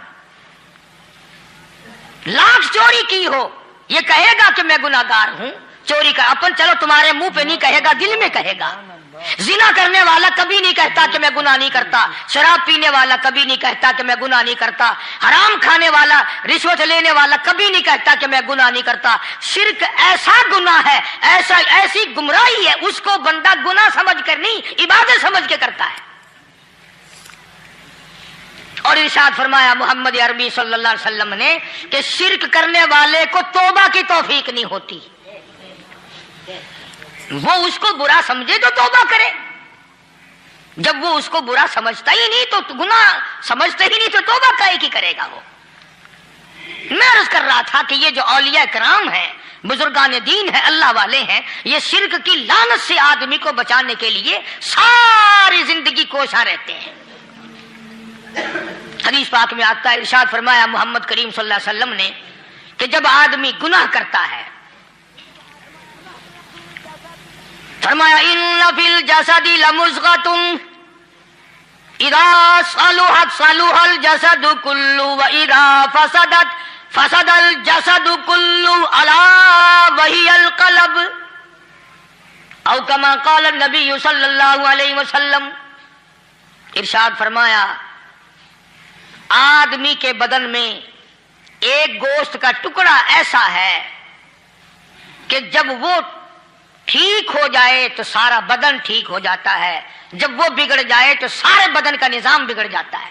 الا وہی القلب، سرکار مدینہ صلی اللہ علیہ وسلم نے فرمایا وہ دل ہے۔ دل آدمی کا سنور جائے تو سارا کچھ سنور گیا، دل بگڑ گیا تو سب کچھ بگڑ گیا۔ ریاکاری دل سے پیدا ہوتی ہے، تکبر دیکھنے میں نہیں آتا، دل میں پیدا ہوتا ہے، فخر دل میں پیدا ہوتا ہے، عجب اور خودبینی دل میں پیدا ہوتی ہے۔ تو آقا مدنی صلی اللہ علیہ وسلم نے فرمایا کہ آدمی کا دل جو ہے وہ سفید ہوتا ہے، بالکل سفید ہوتا ہے۔ جب بندہ گناہ کرتا ہے تو ایک چھوٹا سا سیاہ کالا نقطہ اس کے دل پہ لگ جاتا ہے، پھر دوسرا گناہ کرتا ہے، پھر دوسرا نقطہ لگ جاتا ہے، پھر تیسرا گناہ کرتا ہے، پھر تیسرا نقطہ دل پہ لگ جائے، حتیٰ کہ اس کا دل سارا کالا ہو جاتا ہے۔ اور جب سارا دل کالا ہو جاتا ہے تو اس کے دل کے اندر پھر حق سمجھنے کی گنجائش نہیں رہتی، پھر وہ اتنا بگڑتا ہے کہ خلاف شرع کام کو وہ عبادت کہتا ہے، پھر وہ ڈھول دھماکے کو عبادت کہتا ہے، پھر وہ چمٹا کھڑکانے کو عبادت کہتا ہے، پھر وہ نشہ کرنے کو عبادت کہتا ہے، پھر وہ نماز نہ پڑھنے کو عبادت کہتا ہے، پھر وہ قرآن کے قریب نہ آنے کو عبادت کہتا ہے۔ حالانکہ بزرگوں کا یہ طریقہ کار نہیں۔ سائیں توکل شاہ صاحب سبقت رحمت اللہ علیہ، امبالے شہر میں مزار ہے، حضرت کے واقعات میں لکھا ہے کہ جب کوئی عالم، جب کوئی قاری، جب کوئی بزرگ قرآن پڑھتا یا کچھ بیان کرتا، اگر قرآن پڑھتا غلطی کرتا، ہاں یہ بات سمجھ لو کہ سائیں شاہ صاحب جو تھے ان پڑھ تھے، عالم نہ تھے، پڑھے ہوئے نہیں تھے، لیکن اگر کوئی قرآن کی آیت غلط پڑھتا تو سائیں شاہ صاحب جو تھے وہ کہتے کہ تو نے غلطی کی ہے، اور اگر کوئی حضور کریم صلی اللہ علیہ وسلم کی حدیث پاک پڑھتا اس میں کوئی غلطی کر دیتا تو شاہ صاحب فرماتے کہ تو نے غلطی کی ہے۔ تو ایک دن مولویوں نے، عالموں نے، قاریوں نے مشورہ کر لیا اور کہنے لگے آؤ شاہ صاحب سے پوچھیں گے کہ ان کو یہ پڑھے ہوئے تو ہے نہیں، ان کو پتہ کیسے چلتا ہے، آیت غلط پڑھی گئی یا حدیث پاک غلط پڑھی گئی، ان کو پتہ کیسے چلتا ہے؟ تو اللہ والے کی خدمت میں پہنچے اور جا کے یہ سوال کر دیا، اللہ والے سے یہ سوال کر دیا۔ آپ سب سبحان اللہ کہو تو میں آگے جواب بتاؤں۔ اللہ اکبر، اللہ اکبر، کیا شان ہے اللہ والوں کی۔ فرمایا تم نہیں جانتے جب کوئی قاری قرآن صحیح پڑھتا ہے، عالم حدیث پاک صحیح بیان کرتا ہے، میں دیکھتا ہوں، میری آنکھوں کو نظر آتا ہے، اس کے سر سے لے کر آسمان تک نوری فرشتوں کی قطار بندھ جاتی ہے، اور جب وہ غلطی کرتا ہے تو وہ قطار ساری رخصت ہو جاتی ہے، وہ قطار ساری چھٹی کر جاتی ہے، میں سمجھ جاتا ہوں کہ کوئی غلطی ہوئی ہے۔ یہ ہے اللہ والوں کی باتیں جو ہم لوگوں کے کام آنے والی ہیں، جو ہمارے سوچ و بچار کی ہیں، جو ہمارے کرنے کی ہیں، کہ کتنے دن ان حضرات کو فاقے کرنے پڑے، مصیبت جھیلنی پڑی، پریشانی اٹھانی پڑی تو پرواہ ہی نہیں کرتے تھے۔ مخلوق سے سوال کرنا ان حضرات کے یہاں بہت بری بات تھی، بلکہ نفحۃ الیمن ایک عربی کورس کی کتاب ہے، درس میں پڑھائی جاتی ہے عربی مدرسوں میں۔ ہم نے جب سبق پڑھتے تھے تو ایک واقعہ پڑھا تھا کہ کسی پہاڑ کی غار میں ایک اللہ والا رہتا تھا اور اللہ اللہ کرتا تھا، ہر وقت اللہ کی طرف سے کھانا آ جاتا تھا اور وہ کھا لیا کرتا تھا۔ تو خدا امتحان بھی کرتا ہے، آزمائش بھی کرتا ہے، دعا کیا کرو اللہ ہماری آزمائش نہ فرمائے، ہم لوگ آزمائش کے قابل کہاں ہیں۔ تو اللہ پاک نے جب اس اللہ والے کی آزمائش فرمائی تو 3 دن تک کھانا نہ آیا، 3 روز تک کھانا نہیں آیا۔ جب نہیں آیا تو بھوک نے ستایا، اور جب بھوک نے ستایا تو پریشانی ہوئی، اور جب پریشانی ہوئی تو دل میں خیال آیا کہ اب میرے لیے سوال کرنا جائز ہو گیا، اب تو میں بالکل بھوک نے تنگ کر دیا مجھے۔ تو پہاڑ سے نیچے اترے اور جا کر کے ایک مکان پہ سوال کر دیا اور سوال یہ کیا کہ اللہ نام پہ مجھے کھانا چاہیے. ان گھر والوں نے 3 روٹیاں دے دی. ان گھر والوں نے 3 روٹیاں دے دی اور یہ اللہ کا ولی لے کے چل دیا. تو جس گھر سے 3 روٹیاں ملی تھی ان کے یہاں ایک کتا بھی تھا. وہ اس ولی کے پیچھے پیچھے لگ گیا اور بھونکار قریب تھا کہ کاٹ کھائے پھاڑ کھائے.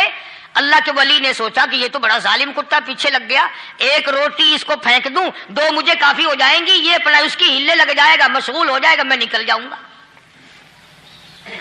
یہ کتاب کی بات ہے, حدیث کی نہیں. تو نفحۃ الیمن کتاب میں واقعہ یوں لکھا کہ کتا 1 روٹی کھا کے پھر بھاگ کے اس ولی کو مل گیا اور بہت بھونکار کاٹنے کے قریب ہوا. تو پھر اللہ کے ولی نے سوچا کہ یار 1 ہی روٹی کافی ہو جائے گی, یہ تو پھر ظالم پیچھے ہو گیا. اس نے دوسری روٹی بھی اس کو پھینک دی. اللہ کی شان, کتا دوسری روٹی کھا کر کے پھر ولی کے پیچھے پیچھے. اس نے سوچا ایسی روٹیوں سے تو یوں ہی بھلے, وہ تیسری بھی پھینک دی.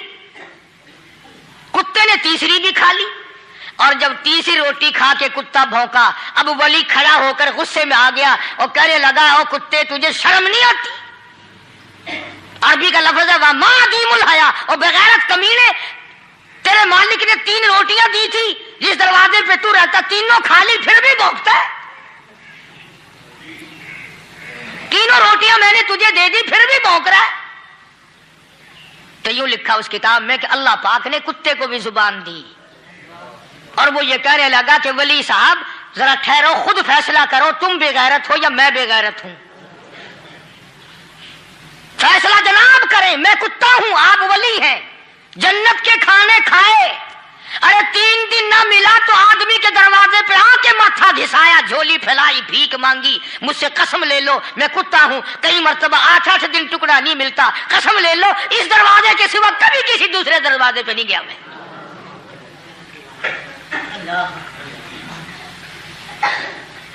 تجربہ کر لو, 3 دن کتے کو ٹکڑا ڈالو, چوتھے دن دم ہلا کر تمہارے پاؤں میں لٹے گا.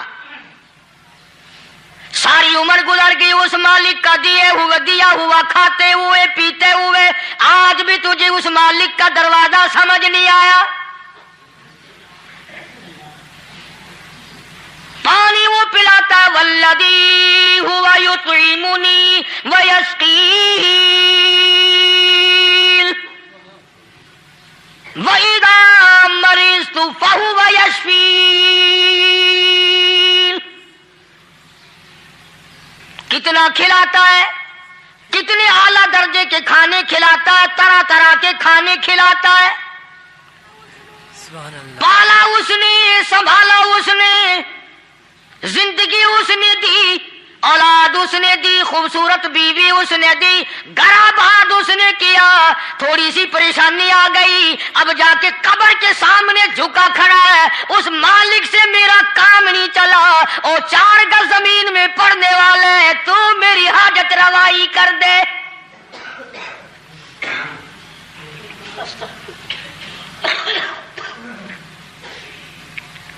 کون سے ولی نے یہ تعلیم دی, کون سے ولی نے یہ ترغیب دی؟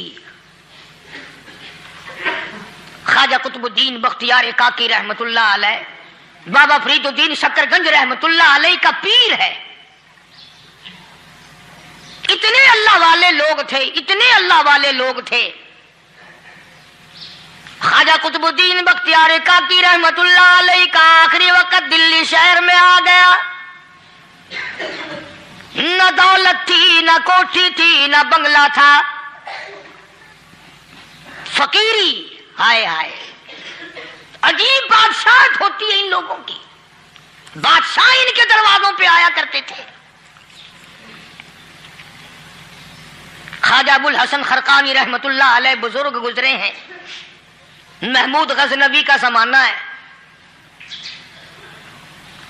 محمود غزنوی مرحوم بادشاہ نیک آدمی تھا. خواجہ ابو الحسن خرقانی رحمت اللہ علیہ کی خدمت میں آیا اور حضرت نے یوں پوچھ لیا, فرمایا محمود 2-4 دن پہلے بھی تو سنا تھا کہ تم ادھر آئے ہو, مجھ سے مل کے نہیں گئے؟ تو کہنے لگا حضرت سرکاری دورے پہ آیا تھا, سرکاری دورے کی لپیٹ میں اللہ والے کی زیارت کو بے ادبی سمجھتا ہوں. والی کی زیارت کرنے آؤں، کام کوئی اور لے کر آؤں اور اللہ والے کی زیارت کروں؟ میرے نزدیک یہ بے ادبی ہے۔ فرمایا آج ارادہ کر کے آئے ہو؟ کہ جی ہاں ارادہ کر کے آیا ہوں۔ باتیں ہوتی رہی، محمود کہنے لگا حضرت آج بہت بڑا کام لے کر آیا ہوں، دعا فرماؤ۔ سومناتھ کے مندر پہ حملے کا ارادہ ہے،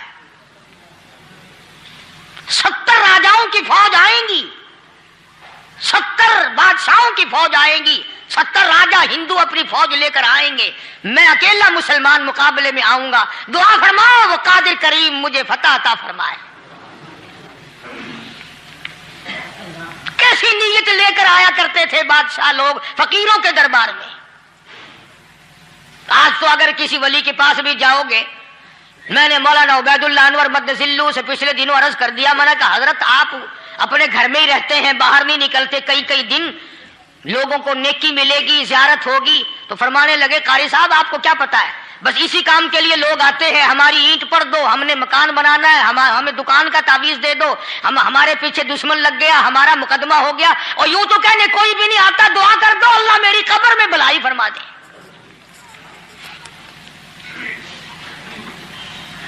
تو محمود غزنوی نے خواجہ ابوالحسن خرقانی سے درخواست کی کہ آپ دعا فرمائیں۔ اللہ والے نے دعا بھی فرمائی اور اپنا مسلح دے دیا۔ یوں فرمایا محمود جب مشکل وقت آ جائے اس مسلح پہ کھڑے ہو کر 2 رکعت نماز ادا کرنا۔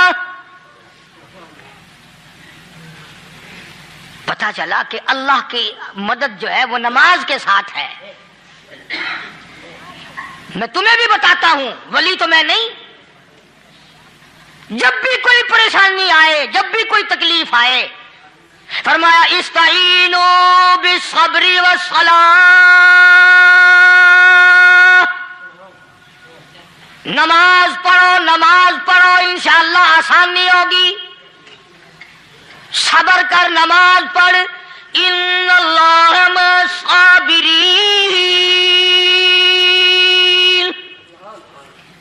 اللہ پاک صبر کرنے والوں کا ساتھی ہے، صبر بھی کرتا جا، نماز بھی ادا کرتا جا، جس سے تیرا بگاڑ ہے یوں بھی سوچتا جا میری طرف سے کوئی ظلم نہ ہو جائے، میں مارا جاؤں گا۔ چھلا ساتھ لے کر چلا گیا اور اپنی فوج کو لے کر کے سومناتھ کے مندر پہ حملہ کر دیا۔ مسلمان فوج بڑا سفر کر کے آئی تھی، دور سے آئی تھی، تھکی ہوئی تھی، چور چور تھی، اتنے حالات نہ تھے، اتنے ہتھیار نہ تھے، 70 راجاؤں کی فوج کے مقابلے میں مسلمانوں کو شکست ہو گئی۔ محمود غزنوی کو خبر دی گئی بادشاہ شکست ہو گئی۔ محمود نے 2 رکعت نماز ادا کی، اور یہ بھی بتا دوں اللہ والوں کا اتنا ادب کیا محمود غزنوی نے کہ اس مسلح پہ کھڑے ہو کر نماز نہیں پڑھی، اس کو سر کے اوپر رکھ کے نماز پڑھی۔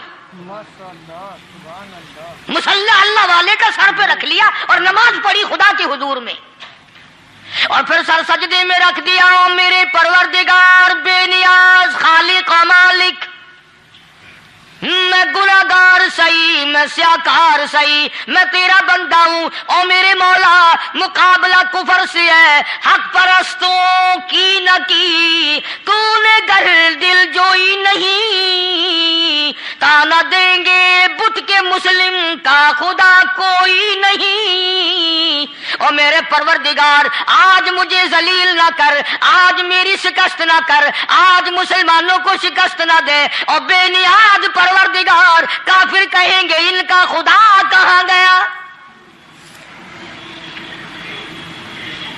بس محمود غزنوی نے اللہ کے حضور میں نماز ادا کی اور دامن پھیلایا اور سر سجدے میں رکھا، تو اطلاع ملی کہ شکست فتح میں بدل گئی۔ چنانچہ جمعے کا خطبہ محمود غزنوی نے سومناتھ کے مندر کے اندر دیا۔ اس قدر اللہ والوں کو دلچسپی تھی ان معاملات سے کہ قوم کے لیے بھلائی ہو، ملک کے لیے بھلائی ہو، عوام کے لیے آخرت کی دنیا کی بھلائی مقصود تھی۔ خواجہ قطب الدین بختیار کاکی رحمت اللہ علیہ دلی شہر میں رہتے ہیں، بادشاہوں کا زمانہ ہے، اللہ اللہ کیا عجیب لوگ تھے. آج تو اچھے بھلے دیندار طبقہ نماز پڑھانے والوں کو نماز کے، غسل کے، وضو کے مسائل معلوم نہیں. دوستو ایسا وقت تھا سلطان صلاح الدین خلجی رحمت اللہ علیہ کو بادشاہ ہو کر عربی کی بہت بڑی 4 جلدوں میں کتاب ہے ہدایہ بادشاہ صلاح الدین خلجی کو زبان نہیں یاد تھا. اتنی بڑی عظیم کتاب زبان نہیں یاد تھی. وہ بادشاہ بھی ہوا کرتے تھے اور ولی بھی ہوتے تھے.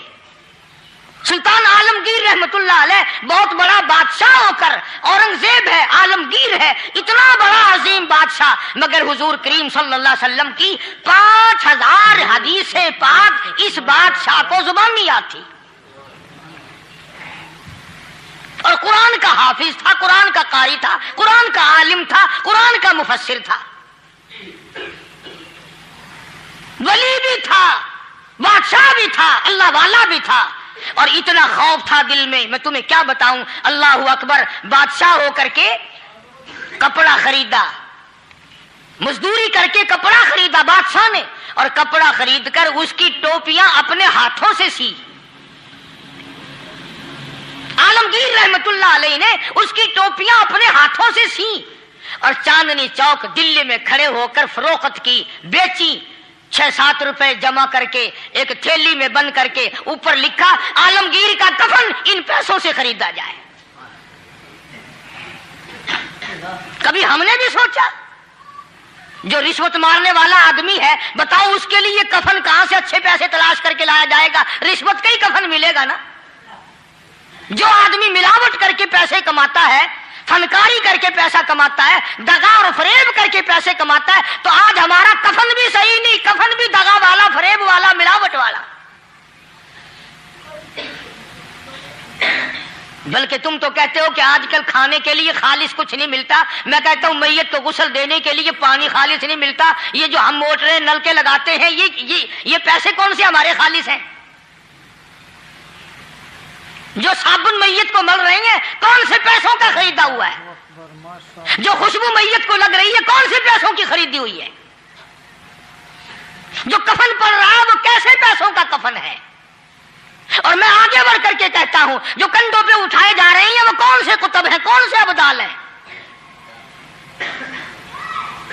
جس نے میت کو غسل دیا ہے کبھی معلوم کیا کہ وہ کتنا بڑا نیک آدمی ہے؟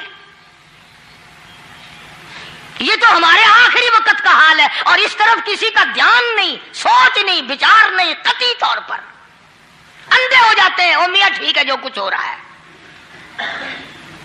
اچھا ایک بات عرض کروں، اللہ تبارک و تعالیٰ کے یہاں جب ہم جائیں گے، اگر اور سارے معاملات کو چھوڑ دو، اللہ پاک یہی پوچھ لے کہ میاں یہ کفن جو پہن کے آیا یہ کیسا ہے؟ یہ جو کفن پہن کے آیا یہ کیسا؟ ہم کیا جواب دیں گے؟ بادشاہ عالمگیر رحمت اللہ علیہ نے تھیلی پہ لکھ کر کے بند کر کے رکھ دیا، جب میرا انتقال ہو جائے، میری موت آ جائے، جب میں دنیا سے رخصت ہو جاؤں، جب میں دنیا سے چلا جاؤں، میرا آخری لباس جو میں نے ساتھ لے کے جانا ہے، وہ شادی کے جوڑے دنیا تیار کرتی ہے، سفر کے جوڑے دنیا تیار کرتی ہے، غیر ملکوں میں جانے کے لباس دنیا تیار کرتی ہے، ادھر ادھر جانے کے لیے، تقریبوں میں جانے کے لیے جوڑے لباس پوشاک دنیا تیار کرتی ہے. اور میں کہتا ہوں لوگوں، قبر کی پوشاک ہم کب تیار کریں گے؟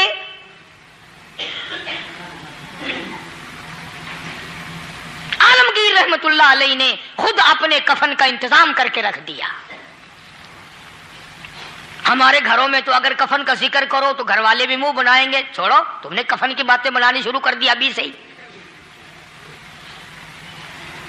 اور ایک اور عرض کروں، کفن بھی مقدر والوں کو ملتا، کئیوں کو ملتا ہی نہیں. کفن نہیں ملتا، قبر نہیں ملتی، نماز جنازہ نہیں ملتی، غسل نصیب نہیں ہوتا. مقدری سودے ہیں، نہ یہ دولت سے بات بنتی ہے اور نہ یہ اقتدار سے بات بنتی ہے اور نہ یہ سرمایہ سے بات بنتی ہے. یہ تو تقدیروں کے مسئلے ہیں جو مالک نے اپنے ہاتھ میں رکھا ہے. جناب رسول کریم سب کہہ دو صلی اللہ علیہ وسلم کے سگے چچا، اللہ غنی جنگ احد ہے،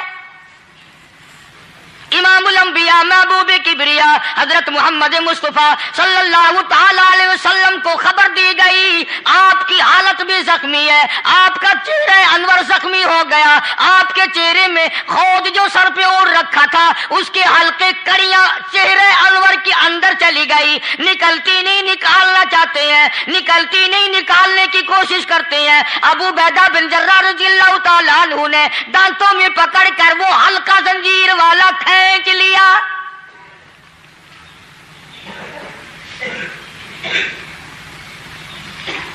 اللہ غنی، ادھر خون کا پھوارا چھوٹا، خون کا پھوارا چھوٹا، اللہ عرش الہی سے آواز آئی، جبریل۔ پل جھپکنے کے برابر جبریل ساری دنیا کا نظام طے کر سکتا ہے۔ توجہ، اللہ نے آواز دی، جبریل، عرض کیا حضور، فرمایا یاد رکھ اگر میرے محبوب کا خون زمین پہ گر گیا تو پھر تو جبریل کا آئے گا۔ سدرۃ المنتہا سے سکنڈ تو بڑی چیز ہوتی ہے، پل جھپکنے سے پہلے جبریل نے آ کر اس خون کو سنبھالا ہے۔ اتنی عظمت ہے سرکار مدینہ صلی اللہ علیہ وسلم کی اللہ تبارک و تعالیٰ کے یہاں اور ہر پیغمبر کی۔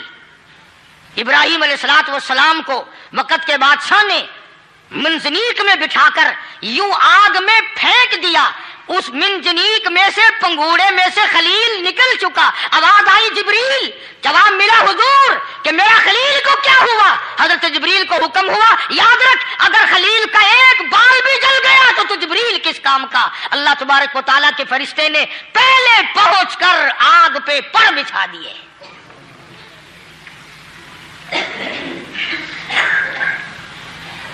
یوسف علیہ الصلوۃ والسلام کو بھائیوں نے کنویں میں پھینکا۔ اب بتاؤ کنواں کوئی 100-200 گز یا 100-200 میل تو لمبا نہیں ہوتا۔ میں خالق کی بے نیازی تمہیں بتا رہا ہوں اور اپنے پیغمبروں کی کس طرح حفاظت فرماتے ہیں، سبحان اللہ۔ بھائیوں نے کنویں میں دھکا دیا، جبریل جی یہ کیا ہوا؟ تو میرا نبی آیا، میرے نبی کے کنویں میں جانے سے پہلے تخت بچھا دے۔ جبریل نے پر بچھا کر تخت بنا دیا۔ وہ تو یوں بچاتا ہے، وہ تو یوں سنبھالتا ہے۔ ابو عبیدہ بن جراح رضی اللہ تعالی عنہ نے سرکار مدینہ صلی اللہ علیہ وسلم کے چہرے انور میں سے وہ جو زنجیر کڑی کھینچی، اللہ اللہ، ابو عبیدہ کے 2 دانت نیچے کے، 2 اوپر کے، 4 دانت نکل گئے۔ آج ہمارے دانتوں کو کیڑے کھا جاتے ہیں، کھوکھریں بن جاتی ہیں، نکل جاتے ہیں۔ ابو عبیدہ تو کتنا خوش نصیب جوان ہے، تیرے 4 دانت تو نکل گئے پر حضور صلی اللہ علیہ وسلم کی تکلیف کو تو نے دور کیا، یعنی آقا کی خدمت کرتے ہوئے ابو عبیدہ کے دانت نکل گئے۔ ادھر اپنی تکلیف ہے، ادھر پتا چلا کالی کملی والے صلی اللہ تعالی علیہ وسلم تیرے چچا کا حال ٹھیک نہیں۔ صلی اللہ علیہ وسلم بڑا صدمہ پہنچا، بڑا رنج پہنچا۔ ایک بات کرتا ہوں، توجہ کر کے لکھ کے لے جاؤ، کام آئے گی، بیٹیوں کو بتاؤ، بہنوں کو بتاؤ۔ سرکار کی نظر پڑی، سرکار کی نظر پڑی حضرت صفیہ رضی اللہ تعالی عنہ، حضور کی بوا، حضور کی پھوپھی، حضرت زبیر رضی اللہ تعالی عنہ کی اماں، امیر حمزہ رضی اللہ تعالی عنہ کی بہن دوڑی دوڑی آتی ہے۔ پتا چلا نا مدینے میں کہ بھائی کا حال ٹھیک نہیں، شہید کر دیا گیا، عورت ذات دوڑی دوڑی آئی۔ حضور نے فرمایا زبیر کون عورت ہے، جا کے روکو، لاش کا حال ٹھیک نہیں، کپڑے پھاڑے گی، جزا فضا کرے گی، میں نے سنا ہے لاش کا حال ٹھیک نہیں ہے۔ حضرت زبیر نے آ کے روکا، قریب آ کر پہچان لیا حضرت زبیر کی اماں تھی۔ انہوں نے کہا اماں اجازت نہیں، آگے نہ جاؤ۔ حضرت صفیہ عرب کی تکلیم آئی، مارا غصہ زبیر کو، او پرے پھینک دیا، کہنے لگی ہٹ ایک طرف، میں اپنے بھائی کو دیکھنے نہ جاؤں۔ زبیر کو تو مکہ مار کے پرے پھینک دیا۔ اور لوگوں توجہ توجہ کرو، غلام آپ بھی بنتے ہیں، غلام میں بھی بنتا ہوں، خدا کی قسم ٹائم پہ غلامی کا پتہ چلتا ہے۔ پھر زبیر کہنے لگا اماں حضور نے منع فرمایا، آگے نہ جا، حضور نے منع فرمایا۔ خدا کی قسم ذمہ داری سے کہتا ہوں، علماء نے لکھا ہے حضرت صفیہ نے جو پیر قدم آگے رکھنے کے لیے اٹھایا ہوا تھا وہ آگے نہیں رکھا، پیچھے ہٹ کے رکھا ہے، میرے نبی کے فرمان کے خلاف نہ ہو جائے، میرے نبی کے ارشاد کے خلاف نہ ہو جائے، اگر خلاف ہو گیا تو میں ماری جاؤں گی۔ اور وہیں رک گئی، کہنے لگی اور زبیر بیٹے جاؤ، میرے محبوب سرکار مدینہ صلی اللہ تعالی علیہ وسلم سے جا کے کہو میں نے لاش کا حال سن لیا ہے، مجھے سب کچھ پتہ چل گیا ہے، جا کے کہو بے شک میں عورت ہوں لیکن گھبراؤں گی نہیں، جب سے میں نے تیرا کلمہ پڑھا ہے میں نے صبر کرنا بھی سیکھ لیا ہے۔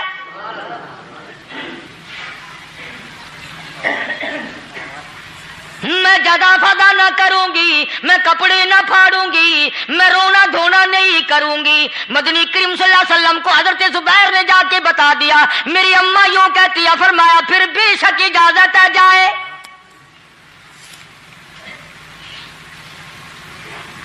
آج کی کوئی مائی ہوتی اتنا حال دیکھ کر بھائی کا نہ جانے ہارٹ فیل ہو جاتا۔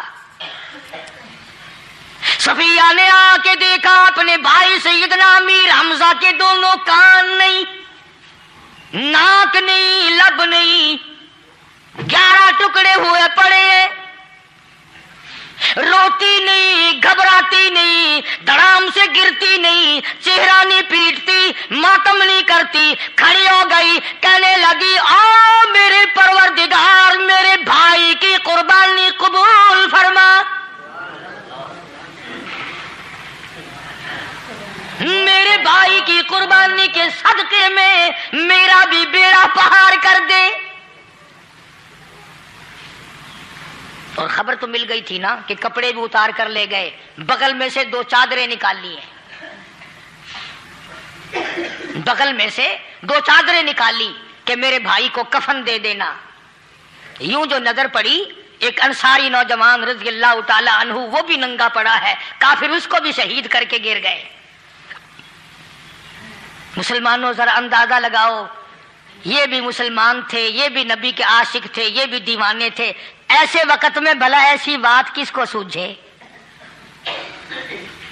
ماں جایا بھائی ہو، سگا بھائی ہو، اچھی محبت اور تعلق ہو بہن بھائی کا، اور سید الشہداء حضور نے فرمایا ہو وہ ننگا پڑا ہے، 11 ٹکڑے ہوئے پڑے ہیں، ایسے وقت میں ایسی بات کون سوچے؟ صفیہ کہنے لگی لوگو ایک چادر اس بھائی کو دو جو میری ماں کے پیٹ سے پیدا ہوا، ایک چادر اس بھائی کو دو جو محمد کے کلمے نے میرا بھائی بنا دیا ہے، جو میرے نبی نے کے کلمے نے میرا بھائی بنا دیا ہے۔ کل قیامت میں خدا یہ نہ فرما دے صفیہ کفن دینے آئی، خیرات دینے آئی تو اپنے کو دے کے چلی گئی۔ اب ان میں ایک چادر ہے چھوٹی اور ایک ہے بڑی، پھر کہنے لگی میری چادریں واپس کر دو، ایسا نہ ہو میرے بھائی کو بڑی مل جائے دوسرے بھائی کو چھوٹی مل جائے، اللہ پاک کل یہ نہ فرما دے اگر کفن دینے بھی آئی تو اپنے کو بڑی دوسرے کو چھوٹی، یہ اللہ کی رضا والا تو کام نہیں۔ قرہ اندازی کی، سگے بھائی سیدنا امیر حمزہ رضی اللہ تعالیٰ عنہ کے حصے میں چھوٹی چادر آئی اور اس انصاری جوان کے حصے میں بڑی چادر آ گئی۔ چنانچہ جب محمد عربی صلی اللہ تعالی علیہ وسلم تشریف لائے تو حضور کو اتنا صدمہ پہنچا، میری مستقل کیسٹ ہے سیدنا امیر حمزہ رضی اللہ تعالیٰ عنہ کے عنوان پر، آپ لوگ اسے خرید کے سنیں۔ تم بھی کہتے ہو کہ ہم نے اسلام کی بڑی خدمت کی، ہم نے قرآن کی بڑی خدمت کی، ہم نے علماء اور طالب علموں کی بڑی خدمت کی، ہم نے مسجد اور مدرسوں کی بڑی خدمت کی۔ میں یہ کہتا ہوں آؤ دیکھو تو صحیح کہ ان حضرات نے کہاں تک قربانیاں دی ہیں۔ حضور نبی کریم صلی اللہ تعالی علیہ وسلم جب اپنے پیارے چچا کی لاش پہ آئے، چہرے پہ نظر پڑی دونوں لب نہیں، کالی کملی والے صلی اللہ تعالی علیہ وسلم نے منہ میں جھانک کر دیکھا تو زبان نہیں، ذرا نیچے کو نظر کی، پیٹ میں جگر اور کلیجہ نہیں، دونوں ہاتھ نہیں، دونوں کان نہیں۔ یہ حال دیکھ کر حضور صلی اللہ علیہ وسلم کو چکر آ گیا، زمین پہ تشریف فرما ہو گئے، اور پھر بلکہ یہاں تک لکھا ہے کہ آپ نے یوں فرمایا، او میرے مالک، اگر صفیہ مائی میری بوا پھوپھی یہاں نہ ہوتی تو میں یہ ٹکڑے بھی نہ اٹھاتا، اگر تو یوں ہی راضی ہے تو میں بھی یوں ہی راضی ہوں۔ اور پھر جب ان ٹکڑوں کو جوڑا گیا تو صحابہ نے عرض کیا، یا رسول اللہ صلی اللہ تعالی علیہ وسلم، امیر حمزہ قداور آدمی تھا، لمبا تکڑا بہادر آدمی تھا، حالت یہ ہے چادر چھوٹی ہے بھی ایک ہی، اگر سر ڈھانپتے ہیں تو پیر کھل جاتے ہیں، پیر ڈھانپتے ہیں تو سر کھل جاتا ہے۔ حضور نے فرمایا، سر کو چھپا دو، پیروں پہ میرے چچا کے درختوں کے پتے ڈال دو۔ میں یہ عرض کر رہا تھا کہ اللہ والے ہر وقت میں آدمی کی اصلاح کی کوشش کرتے ہیں، اسے بنانے کی کوشش کرتے ہیں، اسے سمجھانے کی کوشش کرتے ہیں۔ اللہ تبارک و تعالی ہر مسلمان کو توفیق دے کہ وہ اپنی زندگی بھر اللہ والوں کی خدمت میں جانے آنے کی، قرآن کی خدمت کی ہر وقت پروگرام بنائے، نیت خیر رکھے۔ کیوں؟ اس لیے، اسی کو کہتا ہے کہ لیے پھرتی ہے بلبل چونچ میں گل، لیے پھرتی ہے بلبل چونچ میں گل، اور ڈھونڈتی ہے شہید ناز کی تربت کہاں ہے، تلاش کرتے ہیں جانور پرندے کہاں پر اللہ کی رحمت برس رہی ہے۔ تو ہمیں بھی اللہ کی رحمت کا طالب ہونا چاہیے، اللہ کی رحمت کا متلاشی ہونا چاہیے۔ اللہ پاک مجھ پہ اور آپ سب پر، ساری امت پر اپنا کرم فرمائے۔ آسمانی کتابیں نازل فرمائی، اسی کو لوگ زیادہ چمکاتے ہیں۔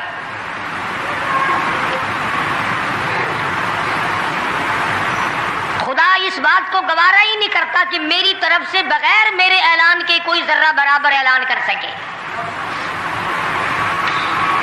وہ کسی قلندر کو، کسی ملنگ کو، کسی کو اختیار نہیں دیتا۔ جن کا خدا جیتا جاگتا حی و قیوم قائم دائم ہے، وہ تو ایسا ہے، اور جن کا خدا کبھی پیدا ہوتا ہے کبھی مر جاتا ہے، ان کی میں بات نہیں کرتا۔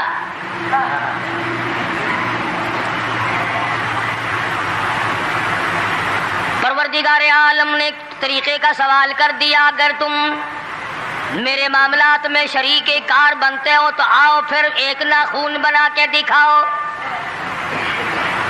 ایک بال بنا کے دکھاؤ، درخت کا ایک پتا بنا کے دکھاؤ، پتھر کا ایک روڑا بنا کے دکھاؤ، مٹی کا ایک ذرہ بنا کے میرے سامنے لاؤ۔ پروردگار عالم نے فرمایا، چلو تم سے گائے کیا بنواؤں گا، بھینس کیا بنواؤں گا، بکری کیا بنواؤں گا، زمین و آسمان تم کیا بناؤ گے، چاند سورج ستارے کیا بناؤ گے، انسان تو بنانا تمہارے بس کا کام کہاں ہے۔ لَن يَخْلُقُوا ذُبَابًا، تم مجھے مکھی کا ایک پر بنا کے تو دکھاؤ۔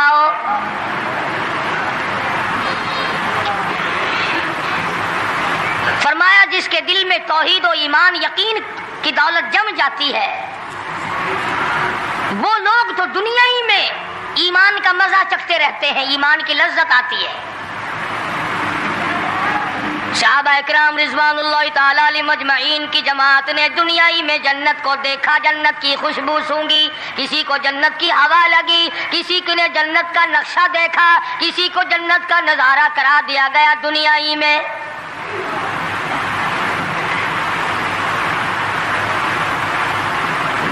خوش نصیب تھے وہ لوگ جنہوں نے محنت سے اپنی آخرت کو بنایا، اپنی قبر کو بنایا، اپنی تمام تر زندگی میں کبھی بے فکری سے بسر نہ کی، رات کو سوچا، دن کو سوچا، صبح کو خیال کیا، شام کو خیال کیا۔ یہ ناپائیدار زندگی ہے، یہ ختم ہونے والی زندگی ہے، اس لیے مجھے دائمی زندگی کی کچھ تیاری کرنی چاہیے۔ ان لوگوں نے کمائی کی اور محمد کریم صلی اللہ تعالی علیہ وسلم کے ساتھ رہے، دنیا ہی میں ان کو جنت کے مزے آیا کرتے تھے۔ من عمل صالحا من ذکر او انثى وهو مؤمن فلنحيينه حياة طیبا. محنت کرنی پڑتی ہے, تکلیف اٹھانی پڑتی ہے, پریشانی جھیلنی پڑتی ہے, جب جا کر کچھ کام بنتا ہے, استقامت کے ساتھ کام بنتا ہے, جہاد فی سبیل اللہ کے ساتھ کام بنتا ہے, گردنیں کٹانے سے کام بنا کرتا ہے, اپنی جانوں کا قیمہ بنوانے سے کام بنا کرتا ہے, پھونک مارنے سے نہ کبھی کام بنا اور نہ آج بن سکتا ہے.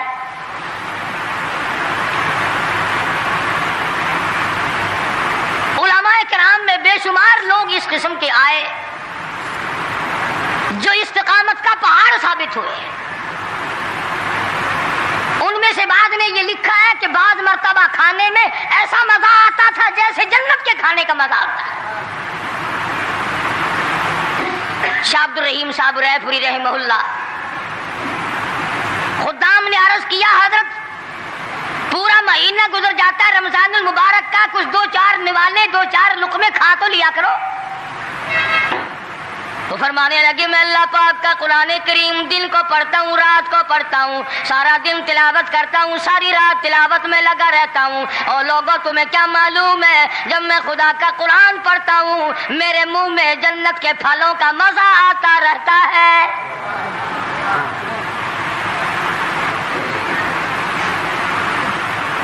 صحابی ہے مدنی کریم صلی اللہ تعالی علیہ وسلم کا, احد پہاڑ کی طرف جا رہا ہے, ایک دوسرا صحابی سامان لے کے لینے کے لیے واپس آ رہا ہے. وہ جانے والا پوچھتا کدھر چلا, کہتا ہے مجھے فلانا کام ہے. پوچھا تم کہاں چلے, کہتا رب ذوالجلال کی قسم احد پہاڑ سے جنت کی خوشبو آ رہی ہے.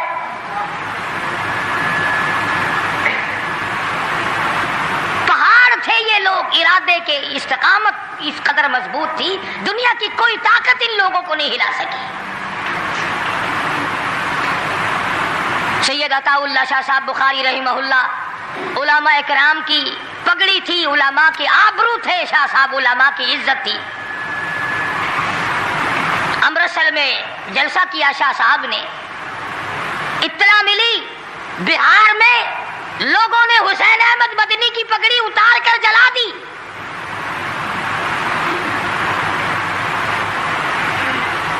بخاری نے جلسہ کیا, لوگوں نے جستجو آنا نگاہوں سے دیکھا کہ آج بخاری سٹیج پہ ننگے سر کیوں آیا. فرمایا ہاں ہاں, جو کچھ نگاہوں سے پوچھ رہے ہو سمجھ گیا ہوں, تم یہی کہتے ہو نا کہ میں ننگے سر کیوں آیا ہو, جب حسین احمد کی پگڑی تم نے اتار دی, بخاری اوڑھ کر آنے والا کون ہوتا ہے. آج تک دیکھو ان بہاریوں کو تم کہاں کہاں یہ دھکے کھاتے پھرتے ہیں. مولانا حسین احمد مدنی رحمت اللہ علیہ کی پگڑی اتاری, پیروں کے نیچے بلی اور جلا دی, داڑھی میں شراب پھینکی, بے عزتی کی, پتھر مارے. جو سب سے آگے تھا صبح کو تالاب میں نہانے گیا, پیر اوپر ہے سر نیچے ہے, لوگ کہنے لگے بلے بلے اتنا لمبا سانس.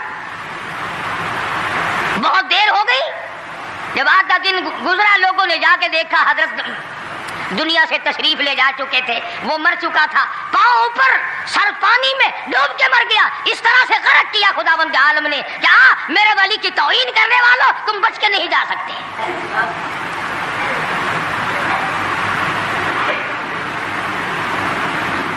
جلندھر کے اسٹیشن پہ مولانا کی توہین کرنے والا یہاں فیصل آباد میں آیا, لوگوں نے اٹھا کر بھٹے کی چمنے میں ڈال کر خاک کر دیا.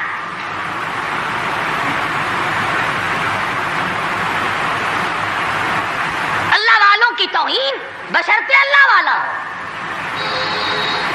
ڈھنگ والا نہ ہو, فریب والا نہ ہو, ٹھگی والا نہ ہو, کتے بلی والا نہ ہو, اللہ والا ہو, خدا اس کا انتقام لیتا ہے. کلکتے میں مولانا ابوالکلام آزاد رحمہ اللہ کی بیگم بیمار ہے. مولانا ابوالکلام آزاد رانچی جیل میں ہے,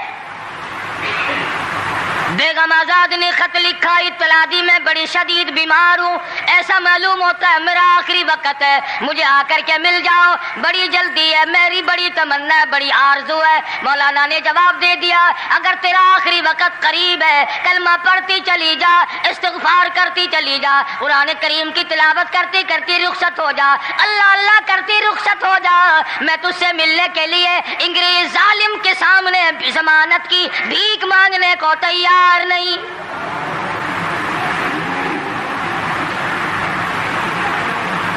آج یہ جو علماء کی توہین کرتے ہیں، کبھی اخباروں میں لکھ کر فلاں مخالف تھا پاکستان کا، تم نے پاکستان کا کون سا کندھا دے رکھا ہے، تم نے پاکستان کا کیا سنوارا، تم نے پاکستان کا کیا بنایا، آدھا پاکستان بیچ کے کھا گئے ہو، تمہیں پوچھنے والا کوئی نہیں۔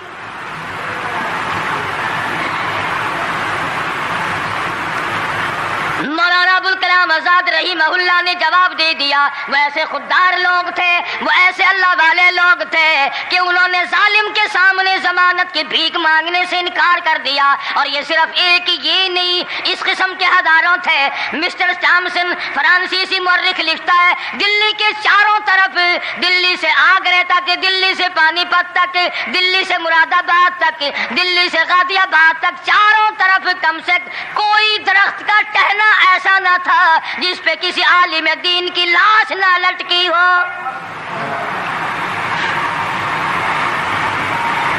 اور چوری کھانے والوں تمہیں کیا پتا ہے، پاکستان کو بھون بھون کر کھانے والوں تمہیں کیا پتا ہے، پاکستان کی قوم کا چمڑا اڈھیڑنے والوں تمہیں کیا معلوم ہے، پاکستان کی آبرو برباد کرنے والوں تمہیں کیا معلوم ہے، پاکستان کی عزت کو تباہ کرنے والوں تمہیں کیا معلوم ہے کہ علماء کرام کا کیا کردار ہے۔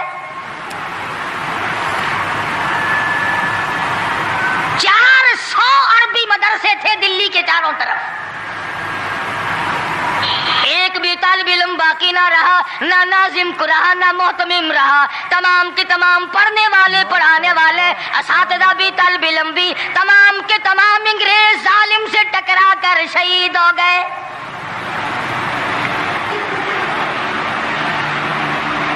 مولانا ابوالکلام آزاد رحمہ اللہ نے جواب دے دیا بیگم آزاد کا انتقال ہو گیا،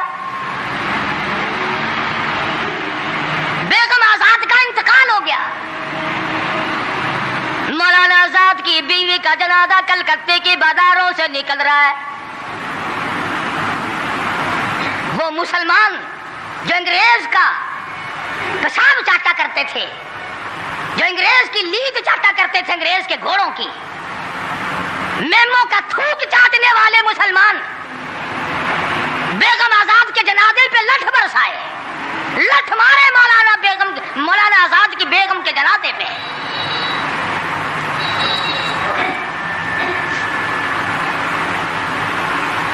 بجائے ایک اللہ والی کے جنازے میں شرکت کرتے، آج بھی یہ اخباروں والے کبھی کہتے ہیں ہندوستان میں مسلمانوں کے ساتھ یوں ہو رہا ہے، دیوبند میں یوں ہو، تم اپنی تو بات کرو، تمہارے یہاں کیا ہو رہا ہے؟ کون سی رات ہے جس میں ڈاکہ نہیں، کون سا دن ہے جس میں ایکسیڈنٹ نہیں، کون سی گھڑی ہے جس میں کسی مسلمان کے کلیجے کو تم چیر کر نہیں کھاتے؟ دوسروں کی باتیں کرتے ہو، اور تمہارے پاس پیسے حرام کے ہیں، تم اخبار پڑھے بغیر جی نہیں سکتے۔ اگر 5 روپے کا اخبار ہو جائے گا پھر بھی تم ناشتہ 50 حج کر لو، پھر بھی اخبار سے صبح انشاءاللہ ہوگی تیری۔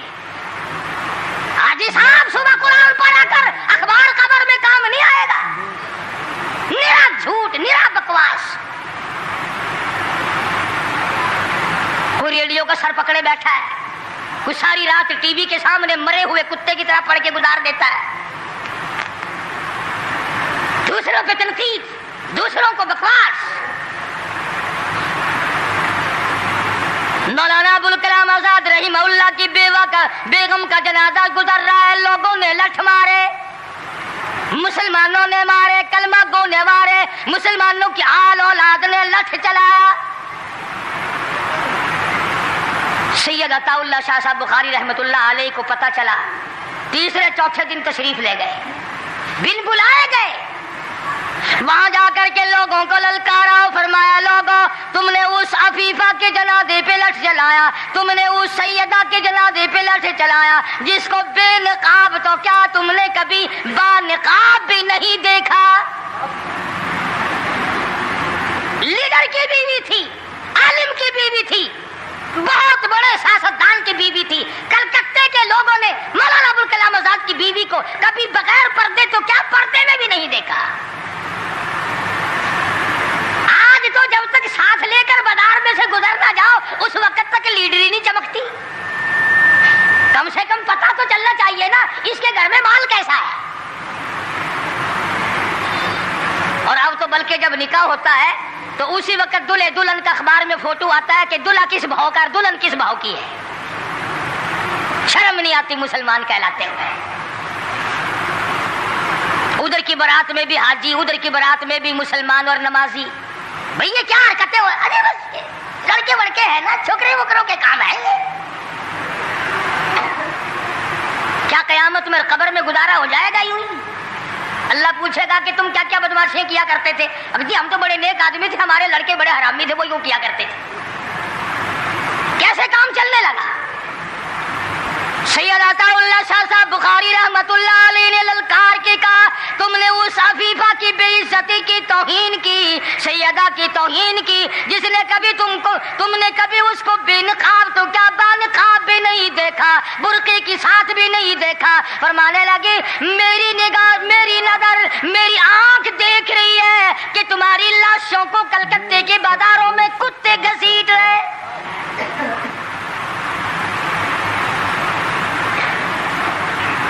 ہفتہ نہیں گزرا، 8 دن نہیں گزرے کہ ہندو مسلم فساد ہوا اور مسلمانوں کی لاشوں سے کلکتے کا بازار بھرا۔ جب مقابلے کا وقت آتا پھر نہیں یہ جاتے۔ جو سب سے بڑے ایمان کے ٹھیکیدار ہے، اسلام کے ٹھیکیدار ہے، بہت بڑے، ان سے کبھی تو پوچھ لیا کرو کہ تم میں سے افغانستان کتنے حضرات تشریف لے گئے ہیں، فلسطین کتنے گئے ہیں، کیا کریں گے افغانستان جا کے، کیا کریں گے فلسطین جا کے؟ یہی جمعرات کو 2 پلیٹیں اور زیادہ صاف کر لیں گے۔ جب مقصد کھانا ہی ہے۔ وہ ایک مولوی بیمار ہو گیا بیچارہ، تو ڈاکٹر کے پاس لے گئے بڑی مشکل سے چارپائی پہ ڈال کر، تو وہ اتنی سی پیالی میں مکسر بنا کے لایا دوا کا۔ انہوں نے کہا حضرت یہ پی لیجئے۔ کہنے لگا بولے اگر اتنی جگہ ہوتی تو 1 پلیٹ اور نہ ڈال لیتا۔ کدھر ہے جگہ دوا کی؟ جن کا مقصد صرف کھانا، جن کا مقصد صرف پینا ہے، وہ کیا کریں گے ادھر ادھر جا آ کر؟ کیا کرتے ہیں ان کو؟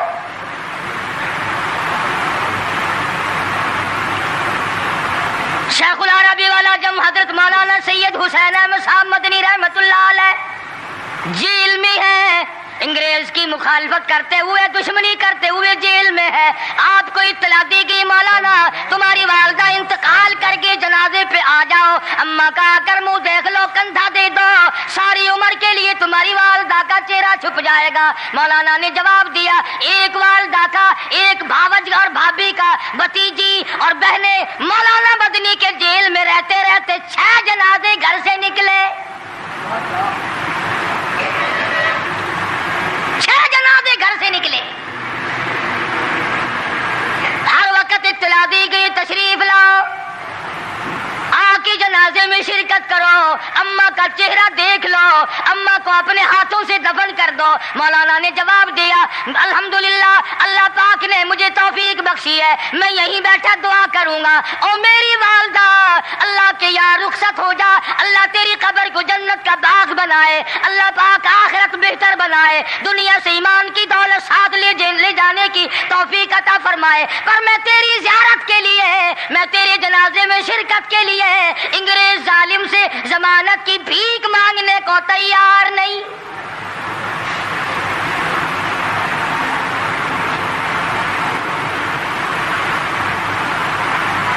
150-125 سال علماء دین انگریز ظالم سے ٹکرائے، مراٹھوں سے ٹکرائے، ڈوگروں سے تمام ان ہندوؤں سے، سکھوں سے، ڈوگرا پارٹی جو تھی اس سے ٹکرائے، تمام سے شاہ اسماعیل شہید، مولانا سید احمد بریلوی رحمۃ اللہ علیہ، ان حضرات نے جہاد کیا اور